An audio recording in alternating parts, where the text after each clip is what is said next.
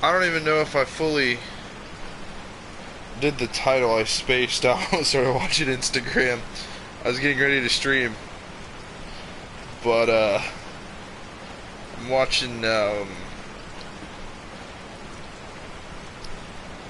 I'm watching all kinds of shit on YouTube right now.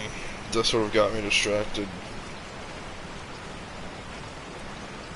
Yep, alright, I did the title correctly. Why Resident Evil is so good. This is a subject that I'm very passionate about. This is a subject that I like talking to my friends about in like my peer group. Like my online peer group mostly. But the main reason, right, that Resident Evil is so good, when you start playing Resident Evil, you're not going to be the best player. You know what I mean? Like, you're going to probably most likely, if you're new to this series, you're going to probably suck really bad.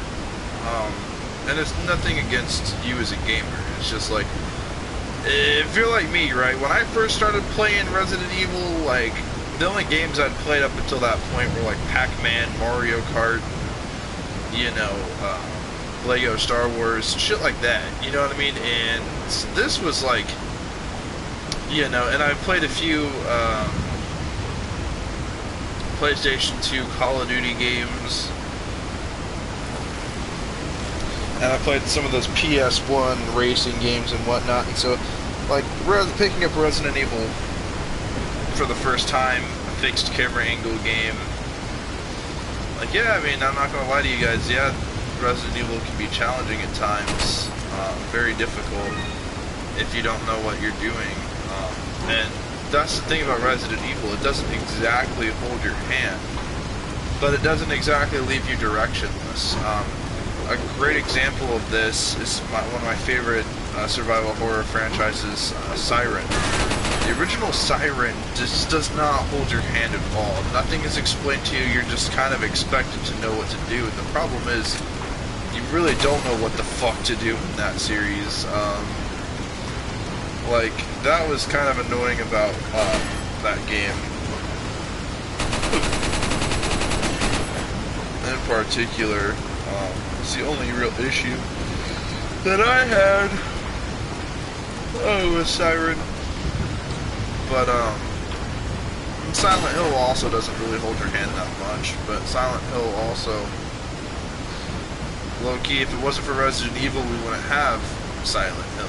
We wouldn't have all these different survival horror games. So that's why I guess you could say I just look up to Resident Evil with, like, such respect, because I feel like, you know, I mean, for the most part, that Resident Evil is so good because it just has so much going for it.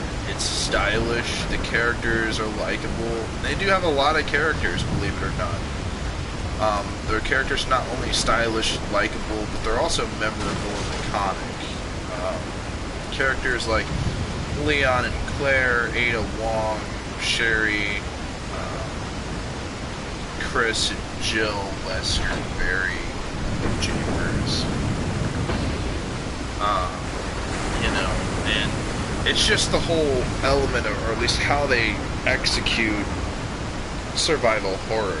And it's just that gameplay style, that the way that it's done, if that makes sense, like item management and whatnot. Like I already said this on my stream last night when I was playing Resident Evil 2 PS1 RE2, so RE2 1998.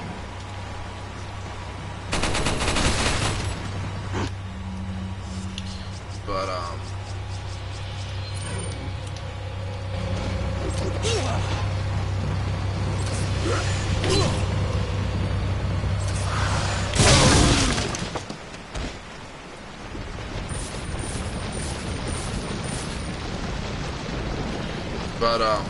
Silent Hill does not have good item management. You have just these infinite pockets, like in Silent Hill 2. you can just pick up as much shit as you fucking want. There's no limit to how much shit you can really pick up. And that's something that does kind of take away from the horror. But, however, it doesn't mean that Silent Hill 2 is not scary. Silent Hill 2 is still scary, but it's scary for different reasons. I feel like the main reason that Resident Evil works just so well is because, you know, I mean, there's really a lot going for its enemies. Like the Regenerators, Mr. X, the original Tyrant.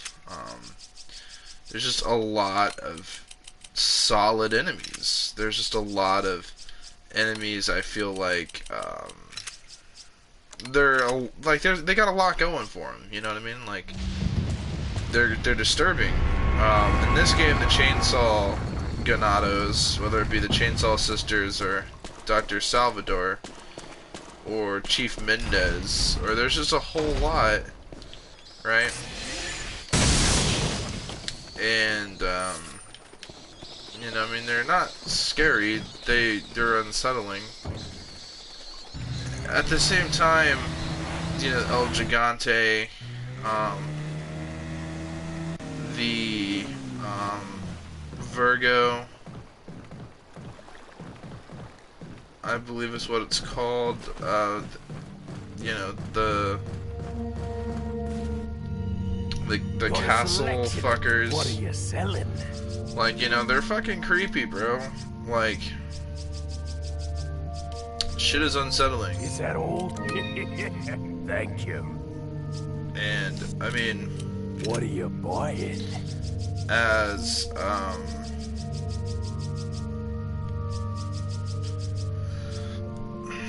generic as it sounds, you know, yeah, they're fucking spooky, you know. I still think that Resident Evil 2, as far as just a game goes, is like a perfect sequel. See, RE4 and RE3 are really good. RE4 changed the series direction. RE3 enhanced everything that 2 did. Like, it took everything 2 had, added more action to it, but with more action, they added more horror. Like, that was something so creative. Like, original Nemesis, like, that's fucking scary. It's top tier quality.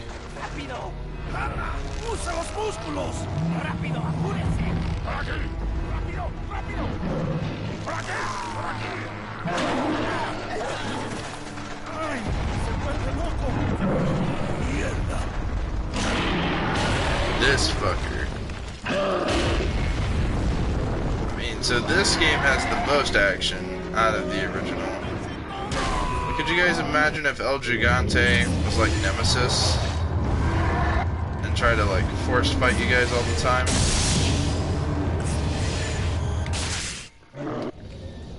Like, I mean, that would just be insane.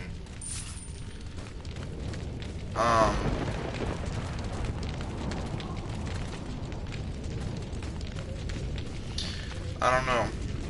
I still think, though, Capcom, this is not their only survival horror game.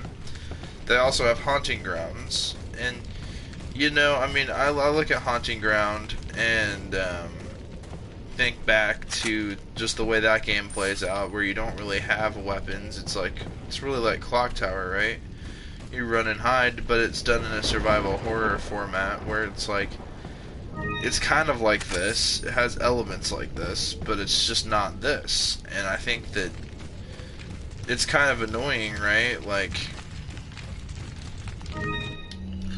when it comes to survival horror and whatnot, like, I like item management. I like being able to fight back. I like decision making, right? I like to be able to make choices. I'm gonna give these 2 to Ashley. Increase that maximum health. Get all of that situated.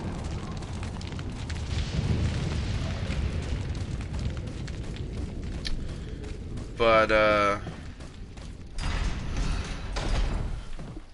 yeah, no, I genuinely think, right, the creativity with Capcom in developing not only decent story and lore, but developing explanations to some Got a of their selection of monsters good is things on always sale. great. What are you selling? And some of the true horror comes with reading some Is that notes all? and reading Thank you. like Is that all? some of the shit left behind. Thank you. Especially in the RE1 remake, the itchy, Is that tasty all? notes kind of disturbing. Thank you. In a lot of different ways, but for the most part, though, the villains in Resident Evil are pretty freaking good. Like, Wesker is going to be one of the best villains of all time. But it's also some of the extra modes you can unlock. Like, for instance, like Mercenaries, Ada's Separate Ways campaign, Hunk's Fourth Survivor. Some of these extra modes that are kind of interesting, right? It's characters like Ada and Hunk that are like fan favorite characters, you know. I wouldn't expect anything other than that. Like, they're great characters, they're well written. You know, so on and so forth. But in a lot of ways, I feel like, you know, when it comes down to the redirection of Resident Evil after 4, even 5 is good, but it's good for different reasons. It's not as great as something like RE4. But it does enhance certain gameplay aspects of RE4. Right? Obviously, with there being more action-oriented gameplay, you know, I think that was a huge takeaway, was the inclusion of action. But Resident Evil was always going to head in a more action-based direction, even from RE3's perspective. But the problem with comparing RE5 to RE3 is that, you know, I mean, you're comparing two different Resident Evil stages. See, RE5 is like, I don't know. I like to compare it to the American military, right? After World War II, the U.S. military really started enhancing itself as an industrial complex, and as we all know, the tanks, the weapons development, and everything else got really crazy after World War II. The American war machine, right? Would go on to fight in the Korean War and Vietnam, and we would just give the world our services. It's kind of sort of what RE5 was doing, right? It was still hopping off the success of RE4. It was like, you know, it obviously not every fan of Resident Evil when RE4 came out was on board with RE4 because, well, it changed a whole lot from the original formula, and it changed from PS1 to PS2, and so it was just a different time period in general. PS2s were a really, you know, really great console back in the day, but at the same time, not everybody had it right away. But I still think that RE4 is looked at as one of the most successful Resident Evil games because, I mean, it changed so much and was still capable of being decently scary despite having a lot of action. The main reason for this is because I find that whilst it takes RPG elements of basically upgrading your character, like utilizing the yellow herbs to increase your total maximum health, there's no longer poison damage, you know, and just the evolution of Leon going from the rookie cop that no one wants to listen to this moody, emo badass that everyone knows and loves. I don't know, man. Like, I think it was a great change. Obviously, the game has you escorting Ashley, and so part of you has to micromanage Ashley a little bit. It's not too bad, but I will say in your first playthrough it can be a bit much to deal with, especially like Waterhall. Like, getting through that section without either accidentally shooting Ashley, having Ashley taken away, or just whatever. But yeah, like, it's shit like this here, right? There's still puzzles. So, I mean, You know, and that's the great part about it is there's lots of puzzles. Um, you know, I think that the best part about having all these puzzles, and you know, the nice part is the older Resident Evil games like didn't even have all that great of puzzles. They were really easy. In this, the puzzles can be somewhat challenging. But also, unlockable costumes comes back. You know, just this game has a lot of content going for it. And this over-the-shoulder camera angle, fully 3D environments, you know, all this other nonsense. It was really good. It was well done. It was actually the quality people really wanted from this game. Weapons were great. You know, like the weapons were actually good. And I felt pretty proud to fully upgrade my weapons and unlock exclusives. Upgrades for them. I'll take the girl. Who are you? If you must know, my name is Osmond Sadler, the master of this fine religious community. What do you want? To demonstrate to the whole world our astounding power, of course. No longer will the United States think they can police the world forever. So, we kidnapped the president's daughter in order to give her our power and then send her back. No.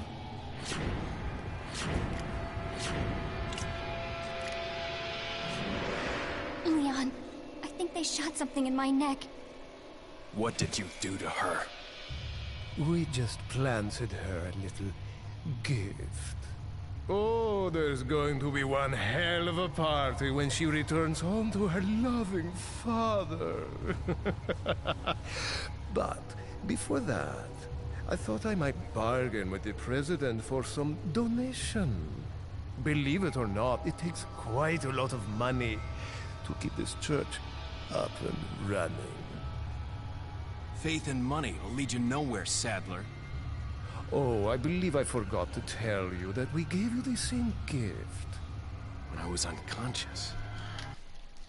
If you take a look at that cutscene, there's just a whole lot really going there. But also, it's just in general, right? RE4, like, dude, it was so different. And like, the crazy thing is it compares so well to Dead Space, right, with the movement. It's like, yeah, this game gives you all this, well, for the time being, right, back in the day, the movements here were considerably advanced for the time being. Mostly because, well, prior to this, there wasn't a game like this, besides first-person shooters. And even then, some first-person shooters weren't even like this. This was advanced, and so because of that, at the time it was well received. Now, because it had this new camera angle, and because it had all this new action going for it, made it really good to have newcomers come to the series. Where the older games would be considerably more difficult, this would be, well, more forgiving and more accommodating to newer players. That was something else going for it. RE5 though, right? Like, it was on the PS3, so at the time it had better graphics, I guess you could say.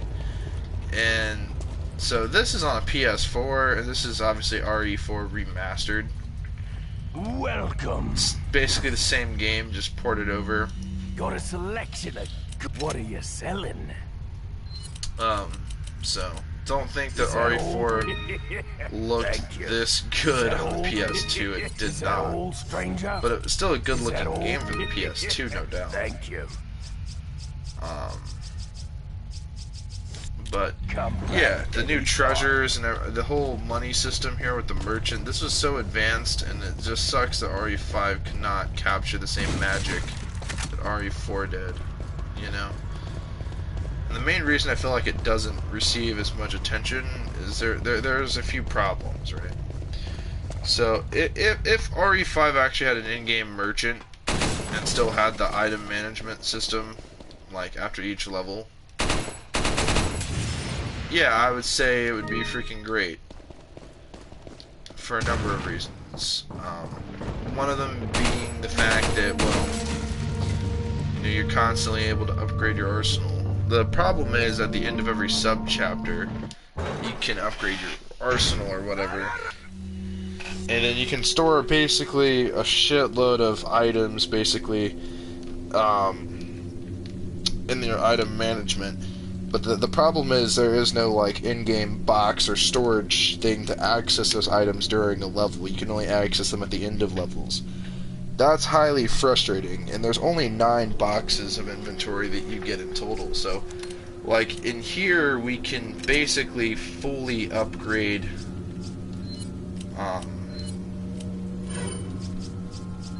you know, we could fully upgrade our, inventory spaces, you know? But, obviously, in RE5, we don't have all of this. This management system is really good. I really wish that there was another Resident Evil, like Resident Evil 4, played exactly the same way, had the exact same inventory system, maybe expanded some of the mechanics, but was I wish it would play just like this, but be a different story, and it wouldn't be a numbered title, it'd be a spin-off game or whatever. I think that would have been really badass, but unfortunately that, well, never happened. And we did get RE5. Again, and RE5 is frustrating for a number of reasons. Like, there are just some weapons that just don't even feel good. Like, for instance, the starting sniper rifle. It really just, because the only bolt action in the game, and, you know, it just genuinely sucks. And also RE5, it throws a lot at you at the very beginning of the game, and I feel like just that level of bullshit, just for anybody, it's a lot to really ask for. And the Ouroboros shit was kind of crazy. I feel like the story, if it was presented better, if Wesker, the Jill dynamic, had more screen time. They do have a DLC, or back in the day it was DLC, but now it's not, since the remastered version of RE5's the Gold Edition, you get Lost in Nightmares for free. But Lost in Nightmares was really redeeming in my opinion. One of the other things with RE5 is it was a 100% fully cooperative game, so if you had friends, you could play with those friends with a Resident Evil game. That, for the time being, was really advanced. And guess what? There are still people that play it to this day. For us, back in the day, that was one of the huge things going for it. Was, right, we couldn't play, we'd have to take turns playing Resident Evil or whatever we do. Like, we'd sit down, like, back in the day, it was just like sort of you and a few friends might sit down and watch someone do a playthrough of Where are you going, Leon? Resident Evil. Wait. Follow me. And that was always fun. But just the cooperative experience was just so different for the time being. And I think that we weren't really ready for it. And there's a number of reasons why I think the co-op mode ruins RE5. These classic Resident Evils had a lot of love and care, dedication, soul, prowess, a lot of positive attributes and traits, because the people making these games took their time and development process for these games.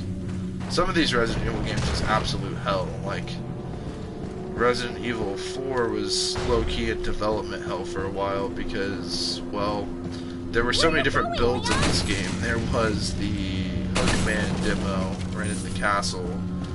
There was the version of the game that basically turned into Devil May Cry. Like, there was just a whole lot of shit going on. And previous to this, they released the remake of the original Resident Evil. Where are you going, Leon? And that was honestly really good. As far as the remake goes, it stayed true to the original pretty well, I found. Wait. But with that being said, I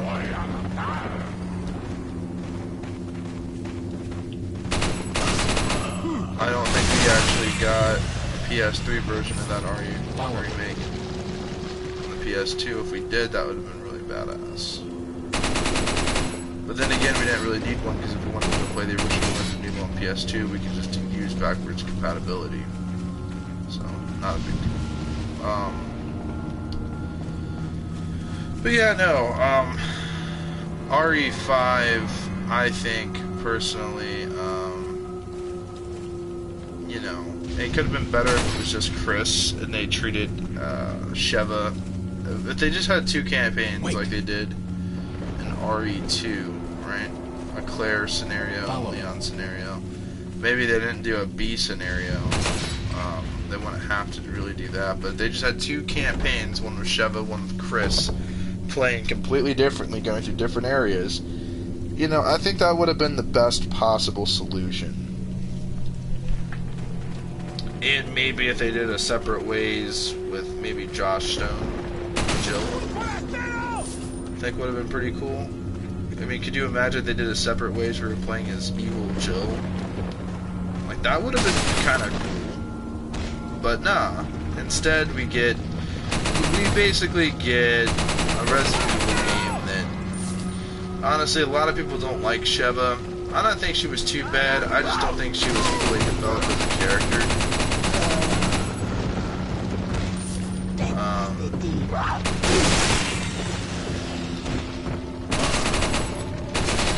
But you ask a lot of people what they think of Sheva, a lot of people don't like Sheva, but she was not as annoying as Ashley. You know, Sheva kind of fights back and actually does her job pretty decent.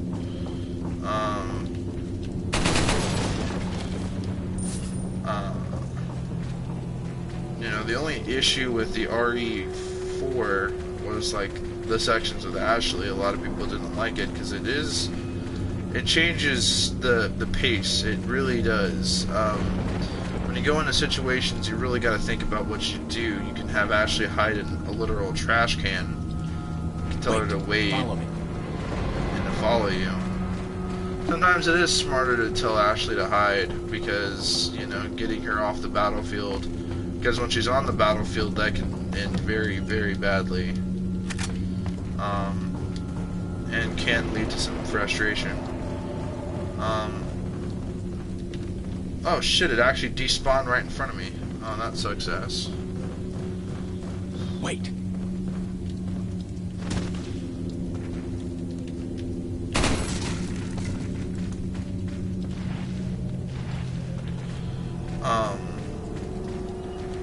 But yeah, no, I mean, creativity-wise, Resident Evil's really up there. You're not really fighting zombies, you're fighting BOWs, or bioorganic weapons. Zombies are just a BOW.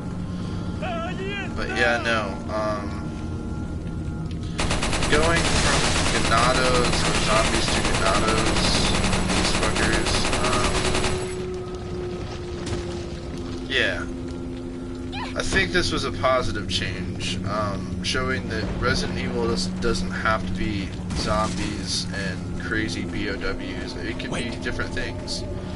And the Plagas Parasite is really cool. Shooting the heads off of them, then like the Parasite thing pops out like that.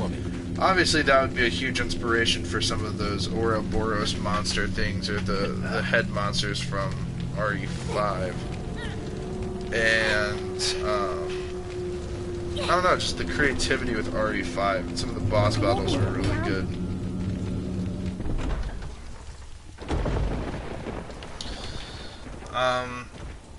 Again, I don't think RE5 is a bad video game. Welcome. I just don't think that it really reached its full potential when it could have.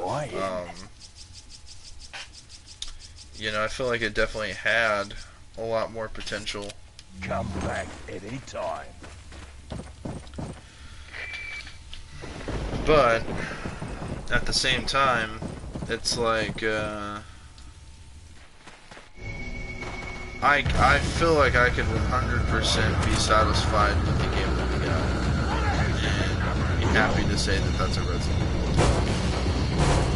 I think my buddy Dominic really appreciates RE5 a lot more than I do, because he has hours into that game. He invested a lot of time into it,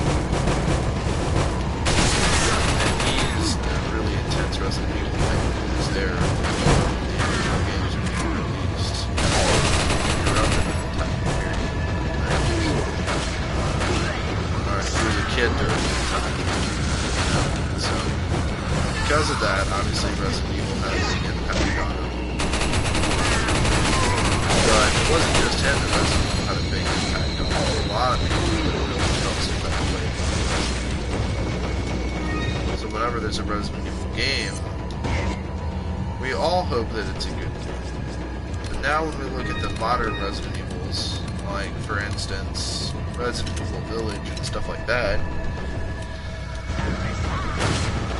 Resident Evil has definitely changed, but RE4 changed Resident Evil for better and for worse. Because of RE4, we can really blame RE4 for the disaster that was RE6, and ultimately, and Resident Evil 6 is not a horrible game, but as a Resident Evil game, at the time being, it was not really good. I kind of question the motives behind making that game. Now that was a fully cooperative game as well. We entered the era of co-op Resident Evil. Now thank God that Resident Evil 7 changed the formula again, but unfortunately, with RE8, it doesn't look like it's going in a positive direction. It looks like it's gonna be another, like, I don't know, it just seems like now it's another trend, right? Like the co-op Resident Evil games.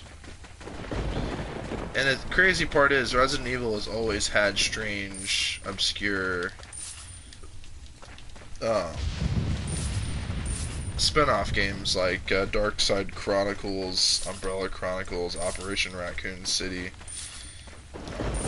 Umbrella Corps. All those other games, and they're not bad games, but they're not good Resident Evil games, and for the most part they're just sort of there for filler. They're just themed rail shooters. Resident Evil Dead Aim, also Resident Evil Survivor, I mean, but Code Veronica X,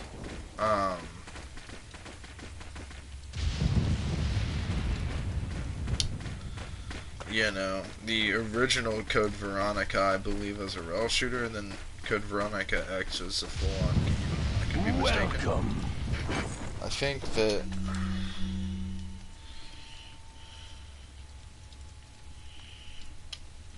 What are you selling? Is that all, stranger? Thank you. Is that all? Thank you. Is that all?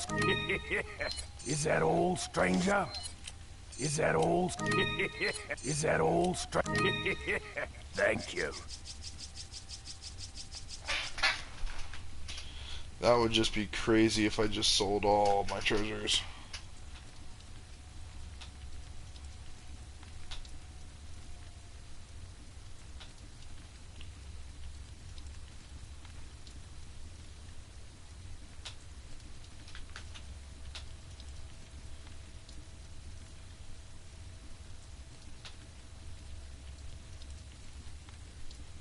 Oh yeah, no, so Code Veronica was just a Resident Evil game on the Sega Dreamcast. Code Veronica X was basically the same game, but just released on the PS2. That's right. So what am I thinking about? It's a rail shooter. They have a fuckload of rail shooters, bro. Dark Side Chronicles, Umbrella Chronicles, Like, they just have a shitload of games like that. You know what I mean? And so. Come back anytime.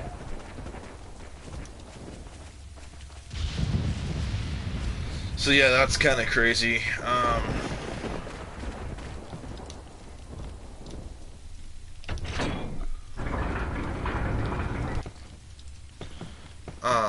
But nah.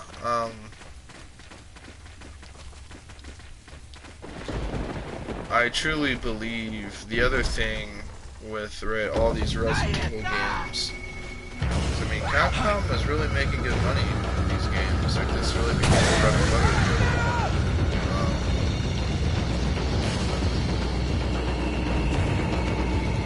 And I'm proud to say I enjoy Resident Evil. Like, honestly, these games are super enjoyable. And I think that's just something else that's so delightful because of how enjoyable it really is. Like, I cannot tell you how many repeat playthroughs I've done of RE4, RE5, even to an extent, not as much RE6, but I feel like I could appreciate RE6 for what it is. And that's different than liking a game. Appreciation is one thing. Enjoying a video game, really having to care about it or liking it to a certain degree, I think is very different than appreciating it. If you actually like RE6, there's something wrong with you. But it's not a bad game by no means, and appreciating it for being a Resident Evil title, and appreciating it for what it is, and even to an extent, yeah, I mean, there are elements to RE6 that are kind of good, but there are also just, it's overwhelmed with elements that are complete dog shit. For instance, some of the quick time events, some of the characters are just unlikable. Yeah, no, and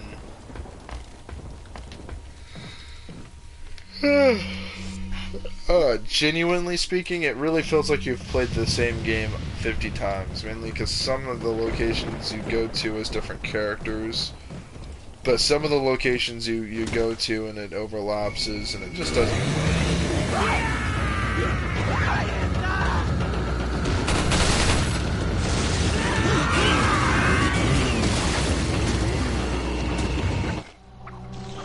We watched straight into the Chainsaw Sister. That was something else great about this game.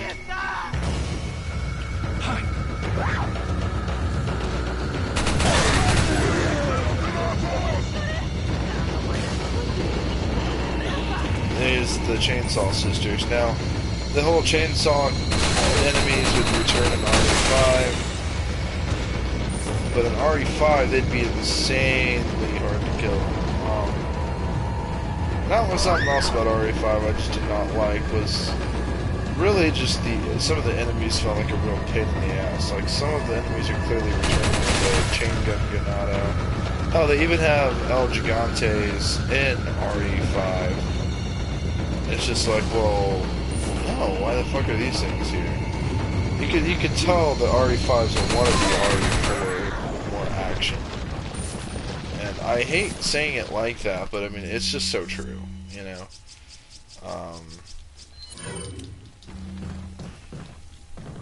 There's no other way of looking at it.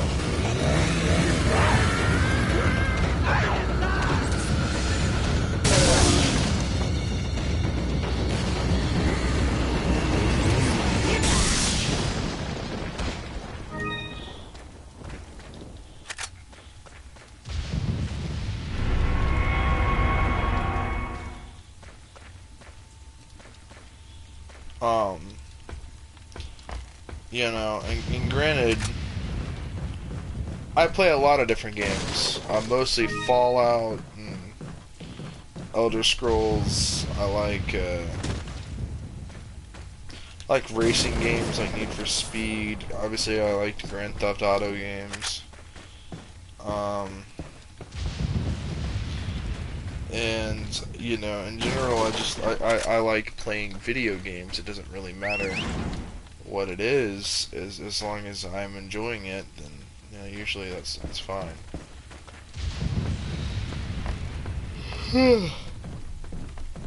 But I'll tell you one thing, though.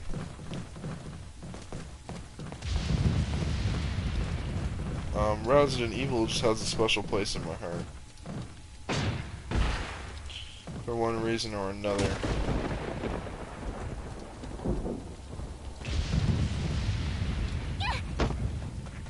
There's a ladder literally right there. So anyway, I am excited to play an RE4 remake, and I can obviously buy it right now, today. I can go to the store and go get it. Or I could quite literally wait till I get a PS5. Because I also want to experience Resident Evil Village on PS5. Wait.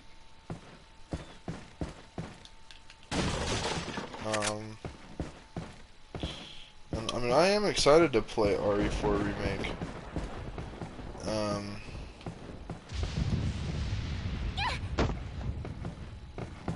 Follow me. The other thing...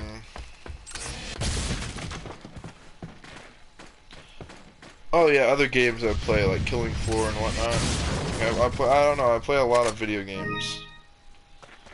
And I think it's kind of crazy just the amount of video games that I play. I think it's insane.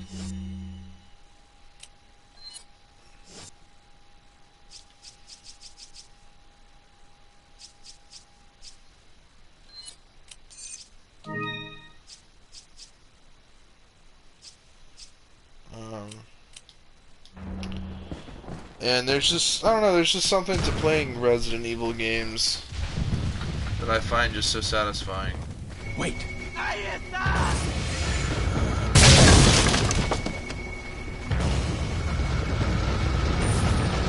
Whether it be the intense gameplay, I mean, even though, like, last night I was playing the original RE2, I was having a blast playing that game.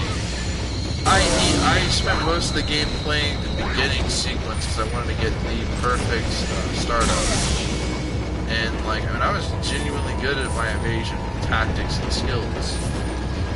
Ultimately speaking, though, towards the end of the stream of 2 hours, I don't want to say I got bored, because I didn't get bored.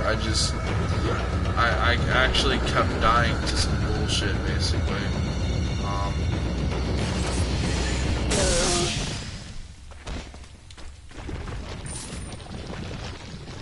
To a degree, I kept dying to something, and so it's just like,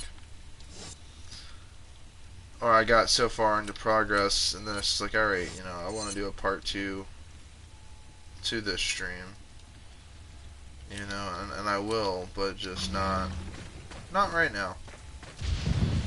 Not right now. I'm not going to worry about it right this second. There's no need. Fortunately, we cannot get up there. Follow me. Now we're gonna go kill another El Gigante and try and get as much money as possible, treasures, all the goodies you can imagine. Like, I mean, I just love playing Resident Evil. Just even RE2 Remake, I really love that game. It's one of my favorite Resident Evil games of all time on PS5, or not, on PS4, sorry, and I'm really excited to experience RE4 Remake. I'm just so excited to experience a remake that looks like it stays true to the original, and also evolving the game. So RE4 is the game that changed everything, so seeing it in the remake fashion just excites me. Because RE3 Remake, it was good, it just wasn't long enough for me. I wish that they kept the clock tower sequence, and I wish that they gave us another Carlos moment. Or at least maybe 2 more sections where you play as Carlos. One of them could be really short, the other could be about the same length as the RPD, but having more screen time with Carlos would have been kind of cool. Or at least playing as him. Because you are upgrading his weapon throughout his moments. You're actually... Fuck me in the ass. But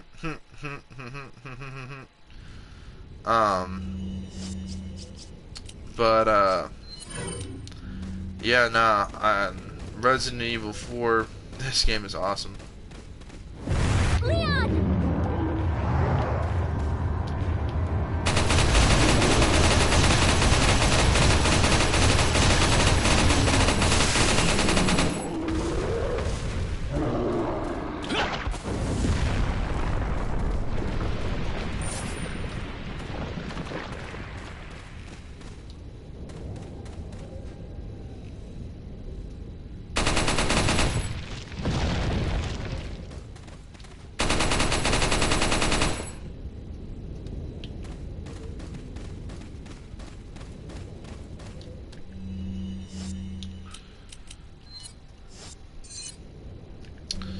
Another thing that I really enjoyed about RE4 was like the treasures and stuff, actually going out, seeking out the items. I don't know, it just was so satisfying. And fully upgrading weapons. Everything about this game is just so satisfying. It's delightful, it really is.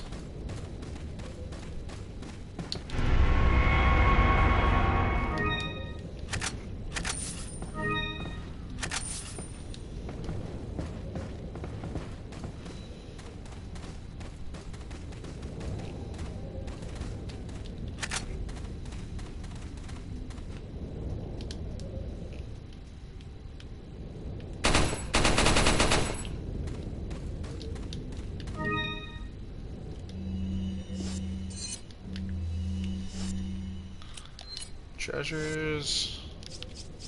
This beautiful purple gemstone goes into there.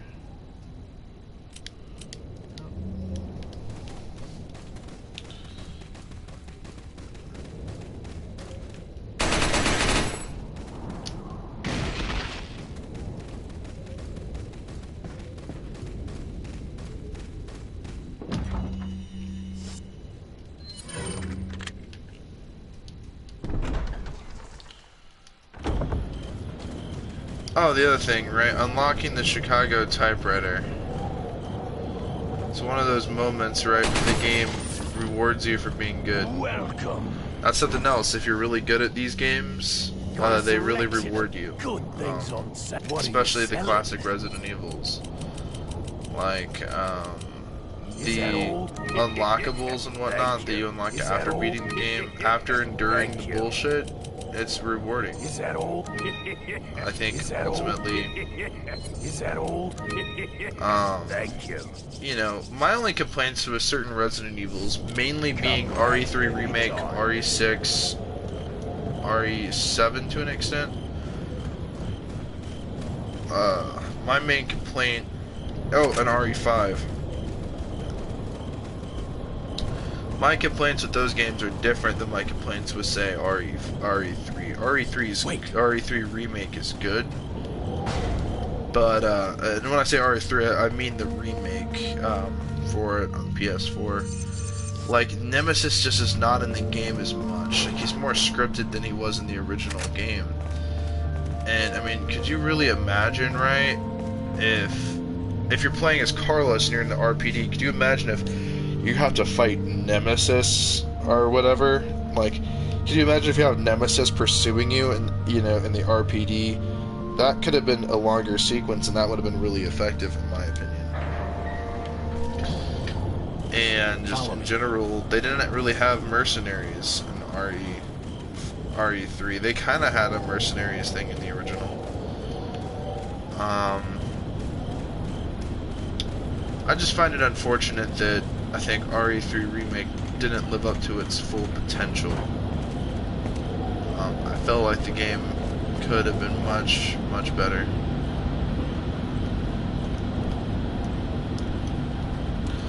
And I mean, you know, when Capcom goes through the process of remaking, not just remastering, but remaking some of the old Resident Evil games, there has to be a lot of care and dedication put into it.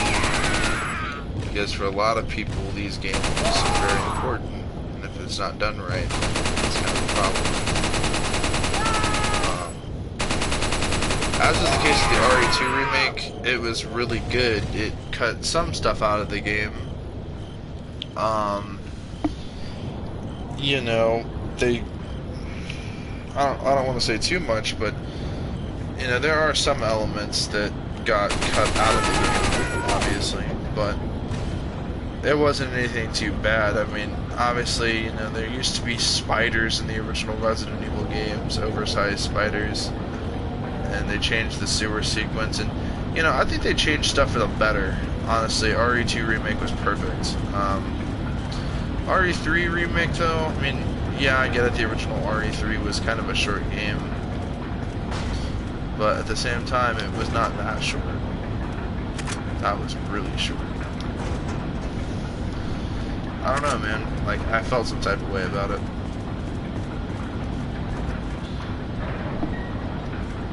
I just wish the game was longer, or I wish that it had some shit that some more stuff to play.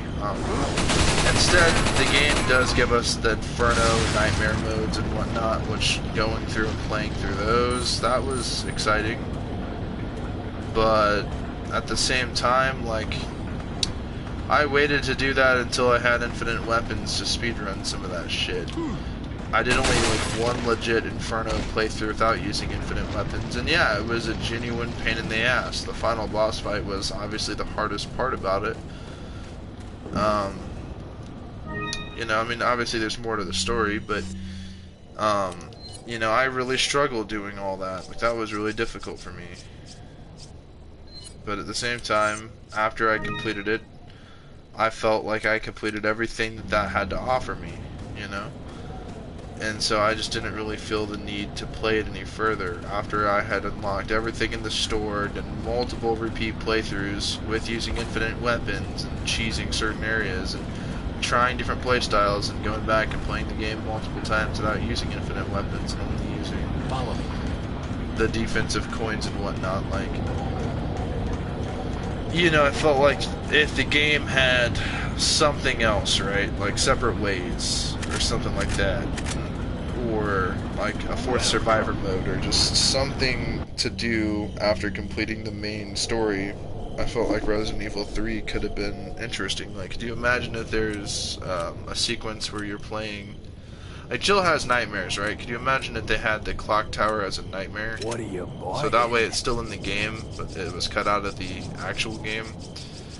Or if they had a DLC or something to expand what you do in the game, right? Because... What are you selling? I don't know, I just felt like it was just really freaking old? short.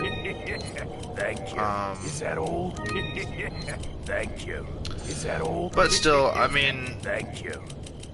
Is that with old? Nemesis being Is that old? basically so scripted in there and easier to avoid, like, I don't know, it just didn't feel right to me. I still like the game, no doubt, but at the same time I felt like it could have been better. And I'll leave it at that.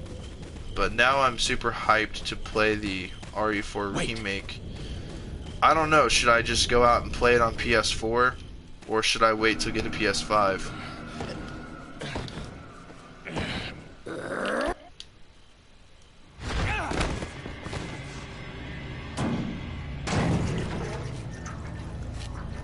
Hasta luego. Hasta luego.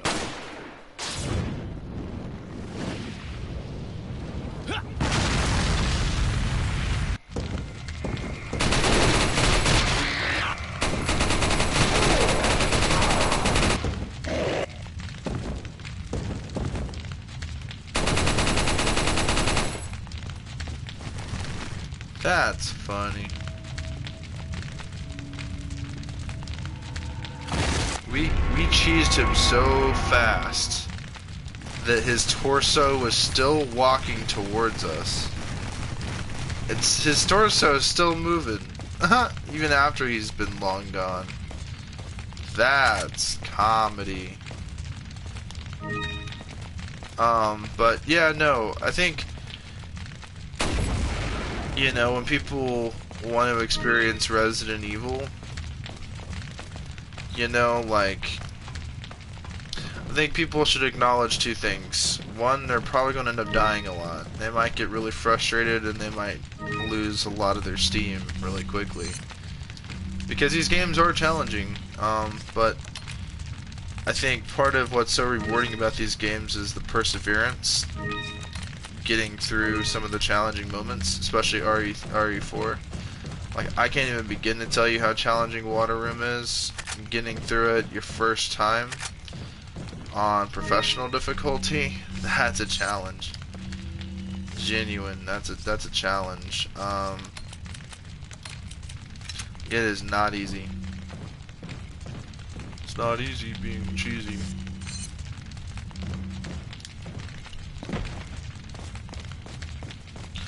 I like selling my Magnum ammo.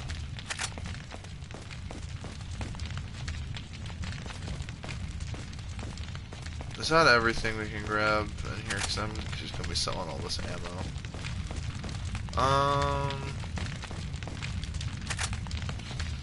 But yeah, nah. Yep, no treasures.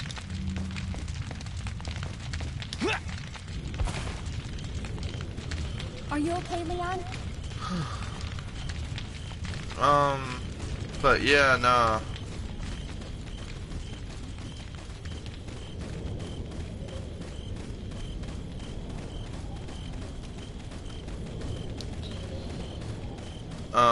So yeah, nah. Resident Evil, as I was saying earlier, it's challenging.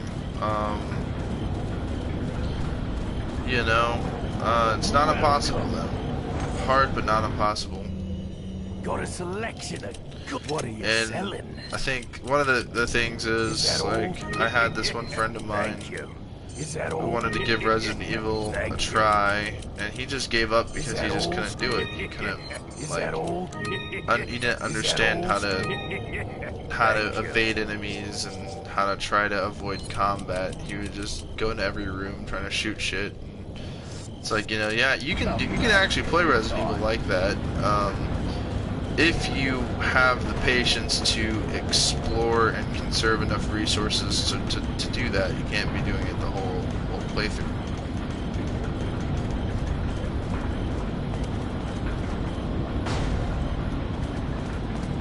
We already went in here.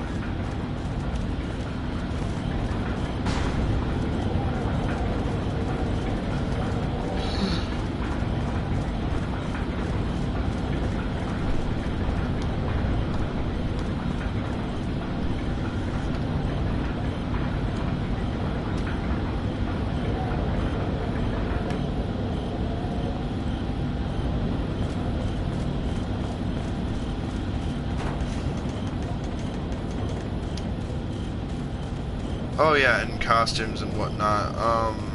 That's always kind of fun to just replay a Resident Evil game with all the shit unlocked.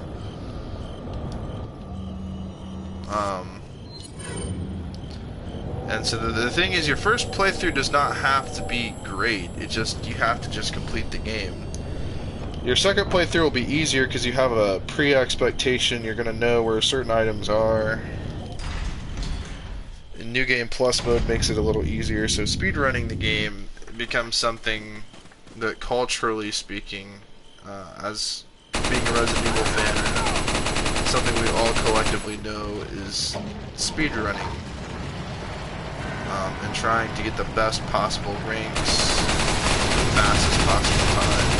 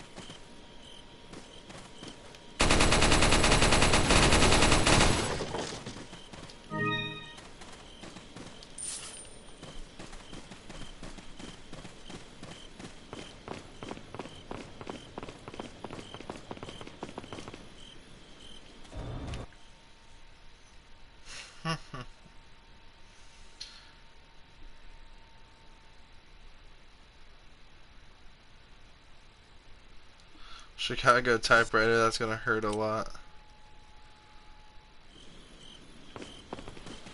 Oh yeah, what's going on, man? You missed it last night. I streamed Resident Evil 2, the original RE2, on the PS3. Don't ask how I'm able to do all that. No, I'm just playing. I have a physical copy of RE2, and all PS3s have backward compatibility with PS1 discs.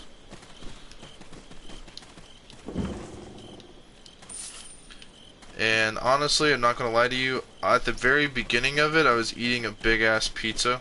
Wait. So, part of me was really focused on that. Part of me just wanted to get it over and done with. I didn't want to just leave it out. I just was hungry as shit. I didn't eat for 2 days. Welcome. Got a selection of what are you selling?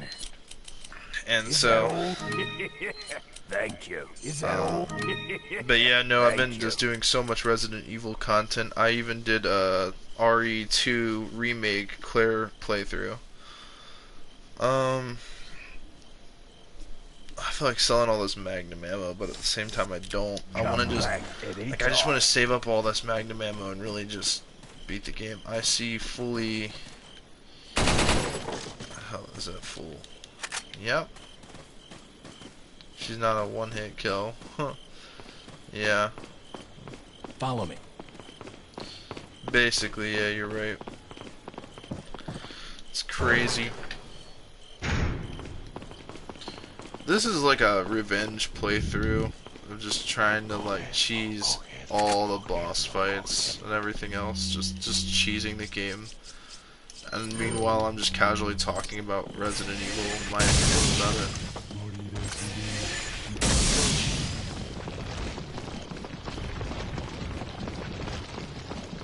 Wait.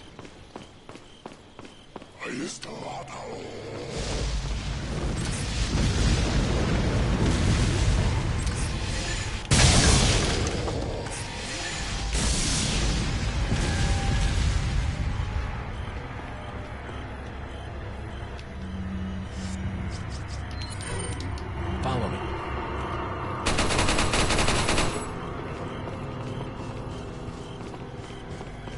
Wait.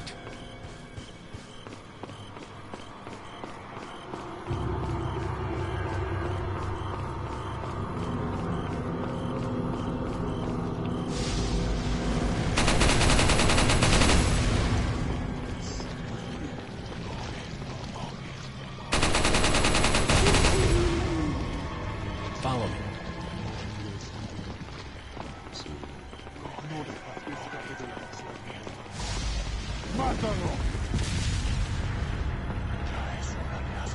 Wait.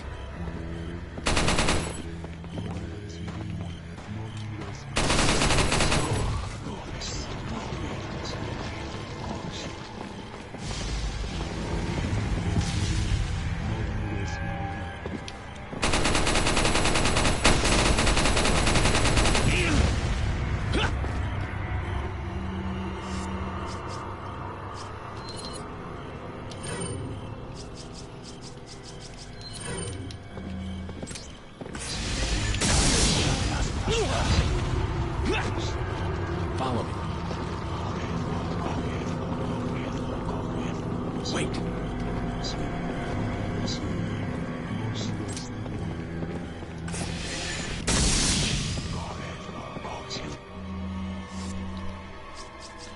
Yeah. But I mean, like, fuck, dude, I got so many healing items, it's insane.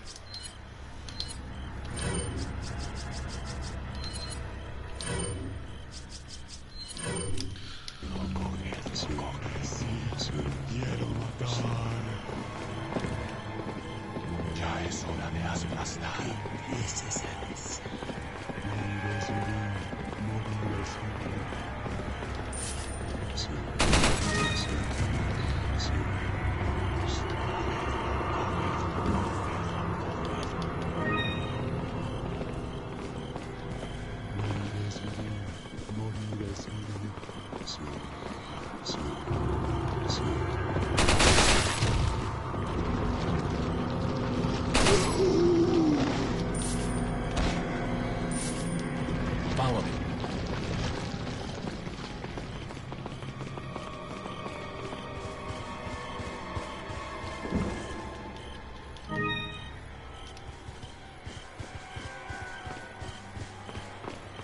Let's look at all my treasures I have this playthrough. So we have 26 spindles. I think we're gonna end up with like 70 spindles eventually. Like just to the point I sell it, we already have like 1,000,000.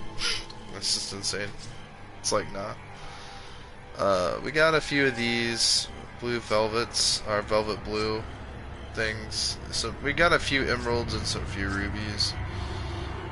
Pearl pendants, we got 2. We got 2 of these brass pocket watches. 2 of these elegant headdresses. 1 of these antique pipes. An amber ring. A beer stein with green, red, and yellow cat eyes in them. We have the elegant mask with the red and purple. I think we're just missing the orange one. And then we have the links with the we're missing one of the eyes, but yeah, when we get it, it's gonna be pretty cool.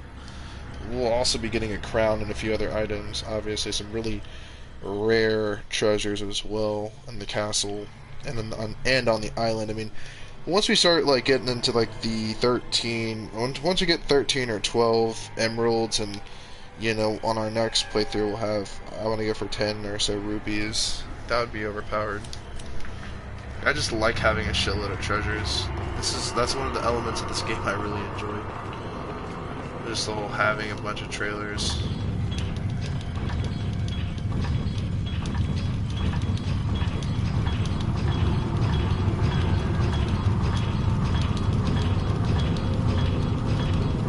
When she asks me how I learned how to work my thumbs, I know what to say.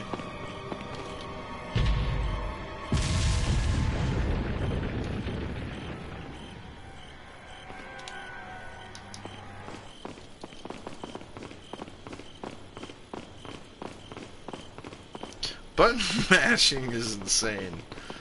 First of all, the first button mashing I ever did was Mortal Kombat's Test Your Might. Let's just say I'm really good at Test Your Might.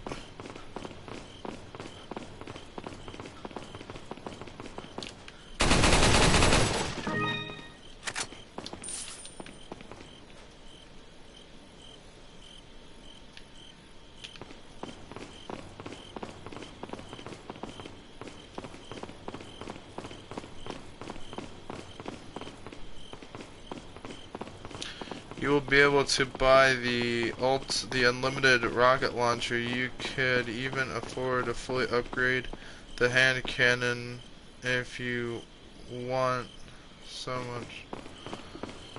many money.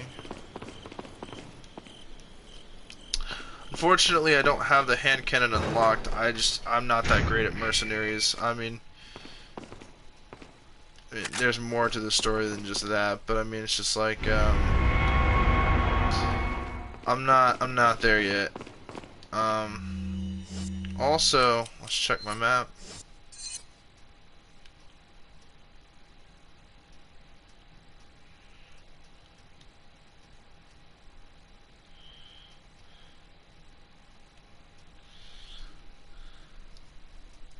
Yeah, we got some treasures and shit to unlock.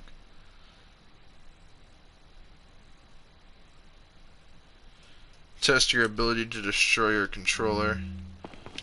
Yeah. Like, honestly. Because if I'm not making the progress I want on that, man, I'm getting mad and furious. Especially if it's like just a second difference.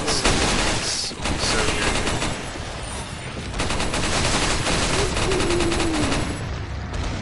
Wait.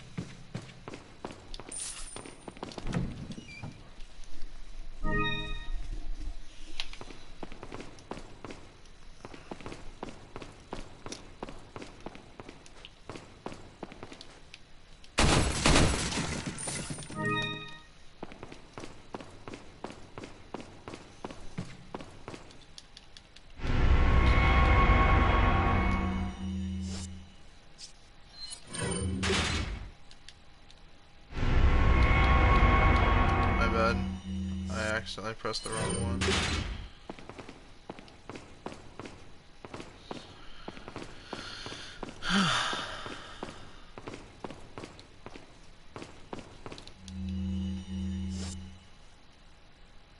They are no match for the Chicago typewriter. Oh, I know. See, when I buy a real Thompson submachine gun IRL, I'm just playing, it wouldn't be the submachine gun, it would be obviously the semi-automatic variant. I'm gonna legitimately do a review of it in IRL. Wait. And be like, hey guys, I unlocked the Chicago typewriter IRL. Be like,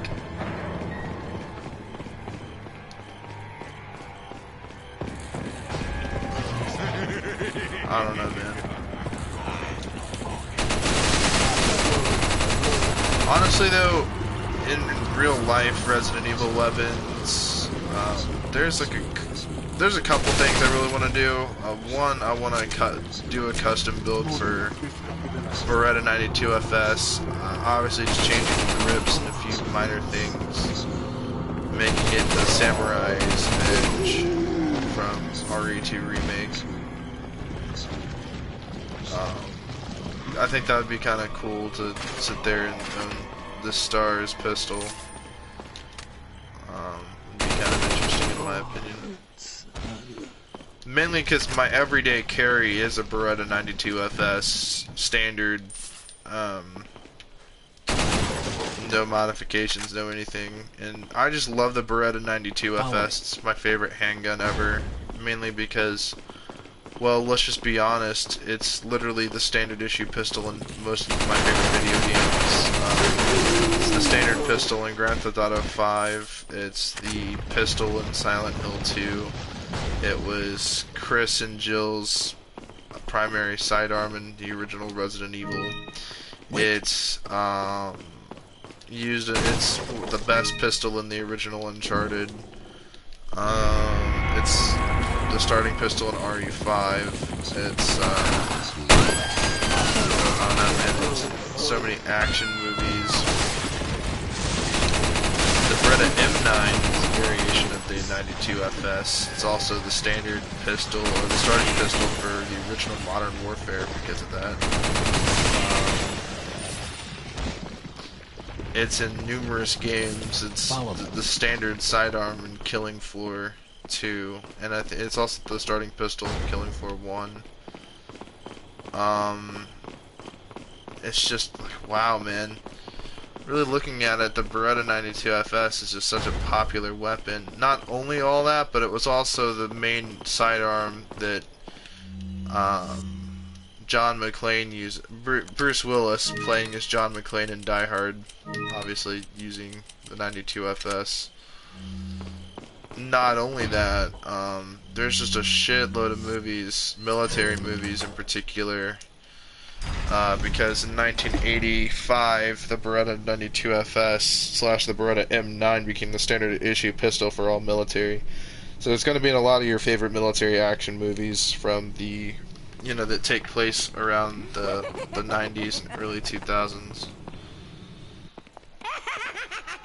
Also, it was in Lethal Weapon. I was starting to wonder when you might notice us. Who are you? Me llamo Ramon Salazar, the 8th Castellan of this magnificent architecture. I have been honored with the prodigious power from the great Lord Sadler. I've been expecting you, my brethren. No thanks, bro. My, we've got a feisty one. If you care for your own well-being, I suggest you surrender yourself and simply become our hostage. Or Mr. Scott, you can give us the girl because you're not worth a penny, I'm afraid. You can die. Yeah, that just happened. We just got told off by literally Napoleon's emo cousin. Let's see.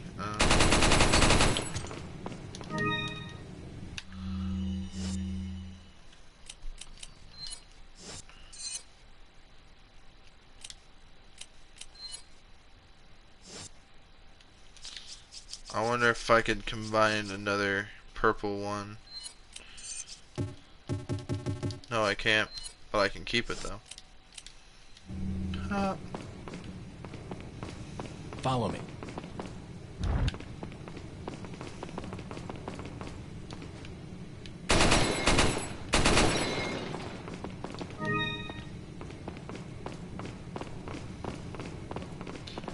Yep. When you're as Mafia Leon, if you do the reload animation, sometimes he like launches his hat really high up into the air and then catches it. On that anime shit.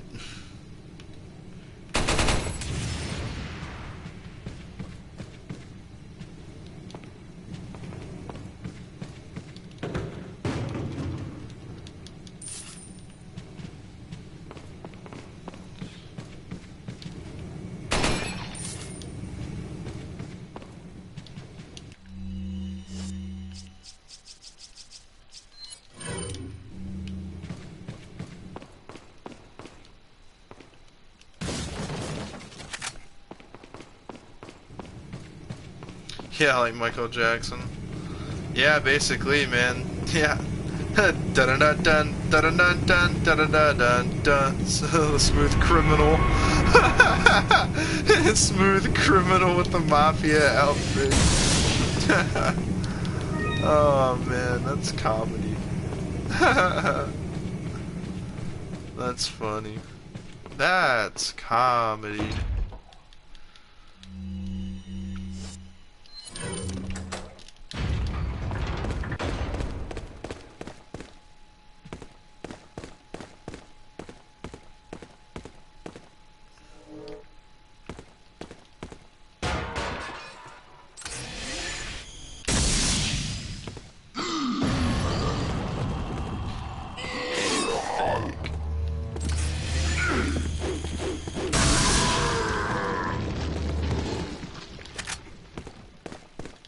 Simmer down.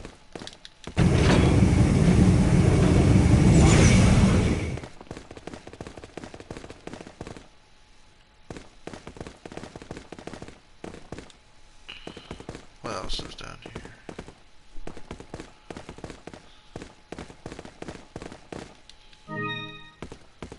What are those creatures called? The Garador? Something like that? I don't know. Mátalo!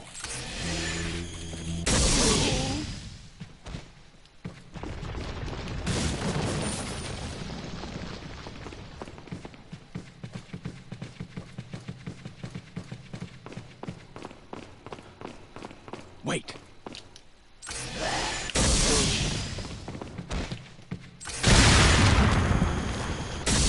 Follow me.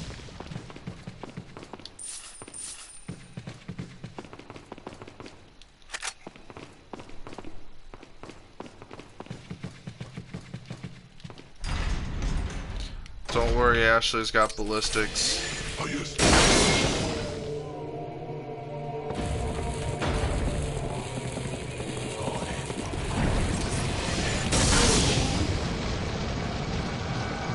Baby shit, bro.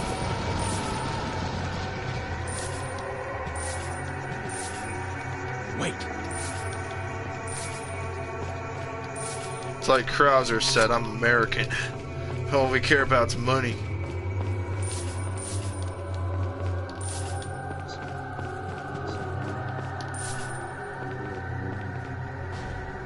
That's the way to clean house, lol. Yeah, basically. I'm doing a revenge playthrough, letting out all my frustrations out on the infected ganados or whatever they're called. Ganados. I don't actually speak Spanish, so fun fact. I'm half Mexican and I don't speak Spanish, so for me, having a thing for Mexican ladies, Latin women in general, not knowing how to speak Spanish is kind of a language barrier. So I've been wanting to learn Spanish, so especially so I can understand what the fuck some of these characters are saying. Interesting.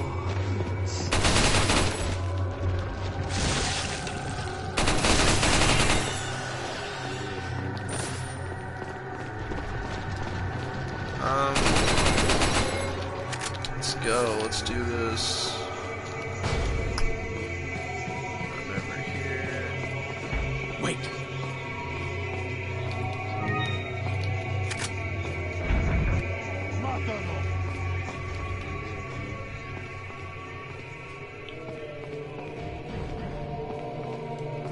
Follow me. Boom.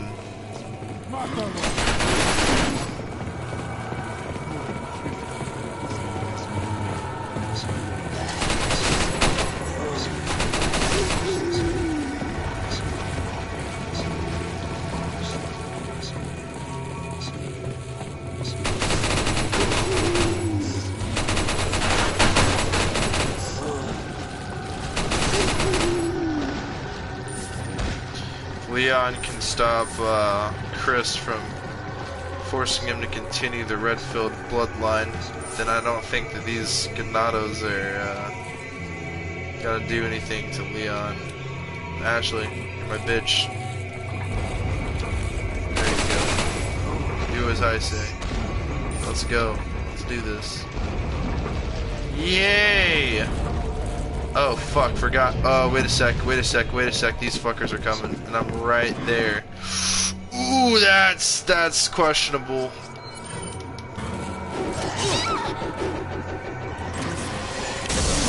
Get your hand off my penis! Oh fuck, they're behind me too? A genuine. Oh fuck, they're behind me too. Oh man, I'm funny.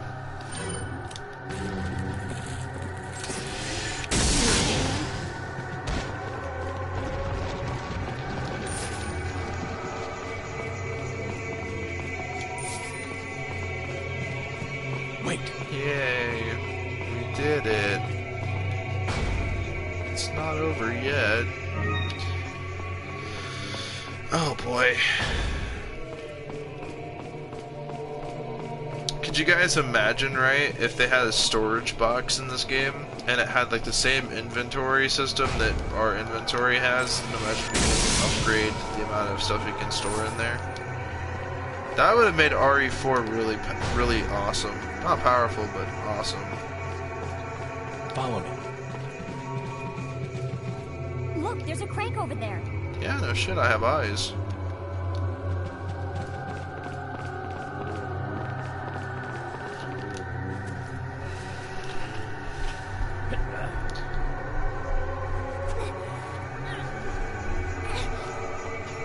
Watch out for me. Yep.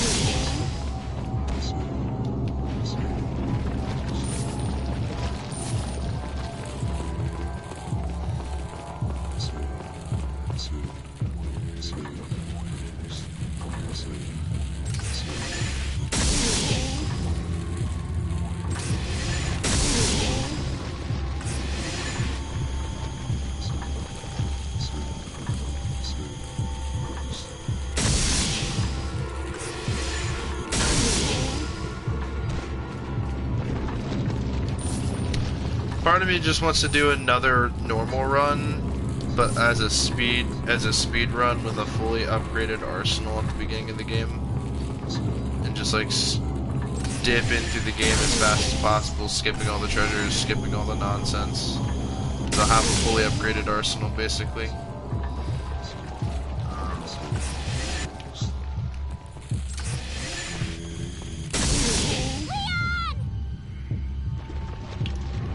But I want you guys to select whatever weapons, select 3 or 4 weapons.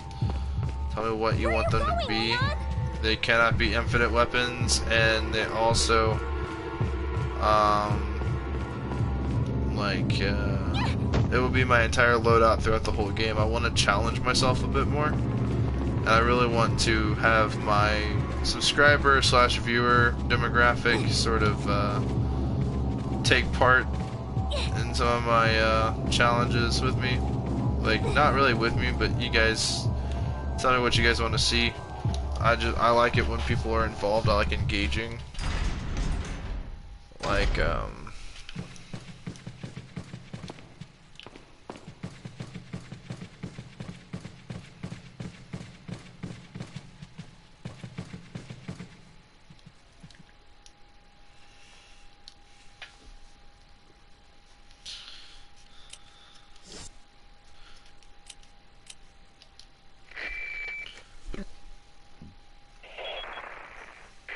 Hunnigan, what happened? The transmission got cut off.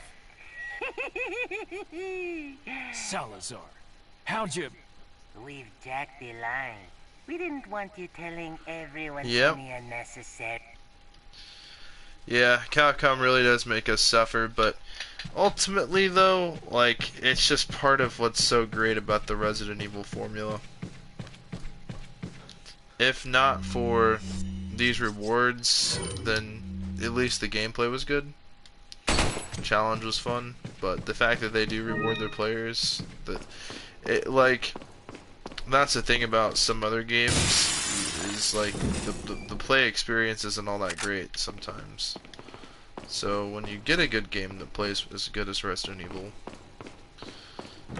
a game that has such a great formula,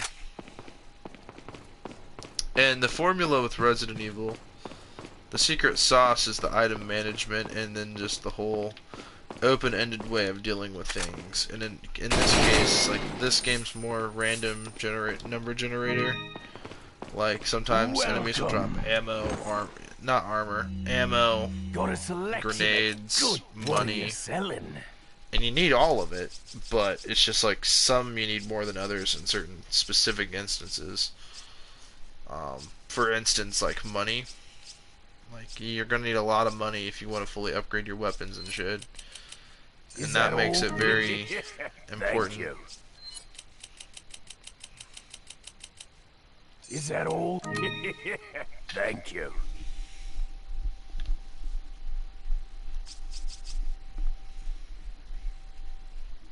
Broken Butterfly, Blacktail, or TMP, not both, and Mine Thrower, and Sniper of your choice. Regular bolt action rifle is my favorite. Striker would be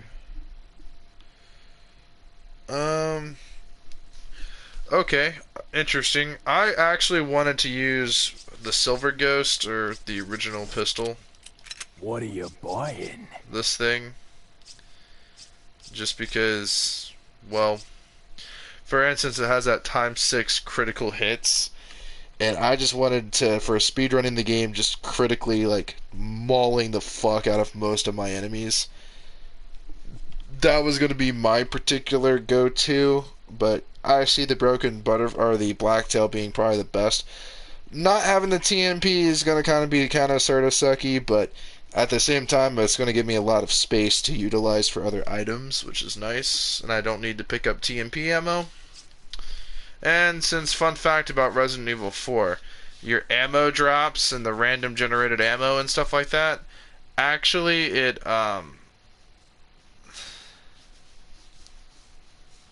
all max handguns are good for headshots.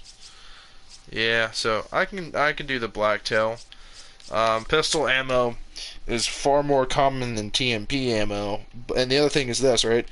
Enemies will drop more pistol ammo, and they won't drop ammo for weapons you don't have. Like, if you don't use the mine thrower or don't have a mine thrower, yeah, it's not going to drop any mine thrower ammo.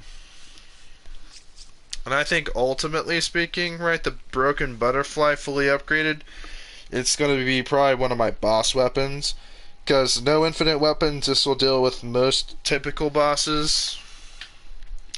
Although I would like to use the Killer 7, it's just, well, There's no special for it, and so as we all know and love, you know. I will use the bolt action sniper because I feel like that would be kind of a fun challenge, and I'll use the striker because it's overpowered. And I might actually try skipping out on the mine thrower that time. I mean, it will be on standard mode, so most situations I shouldn't really need this at all. And it's super overly rare ammo. Shouldn't be too much of a problem. Although it would be great for the final boss fight. I still think I could probably end up tanking it because I'll also have the ballistic vest acquired, so I'll be taking less damage. So I think that'd be how I'd do it.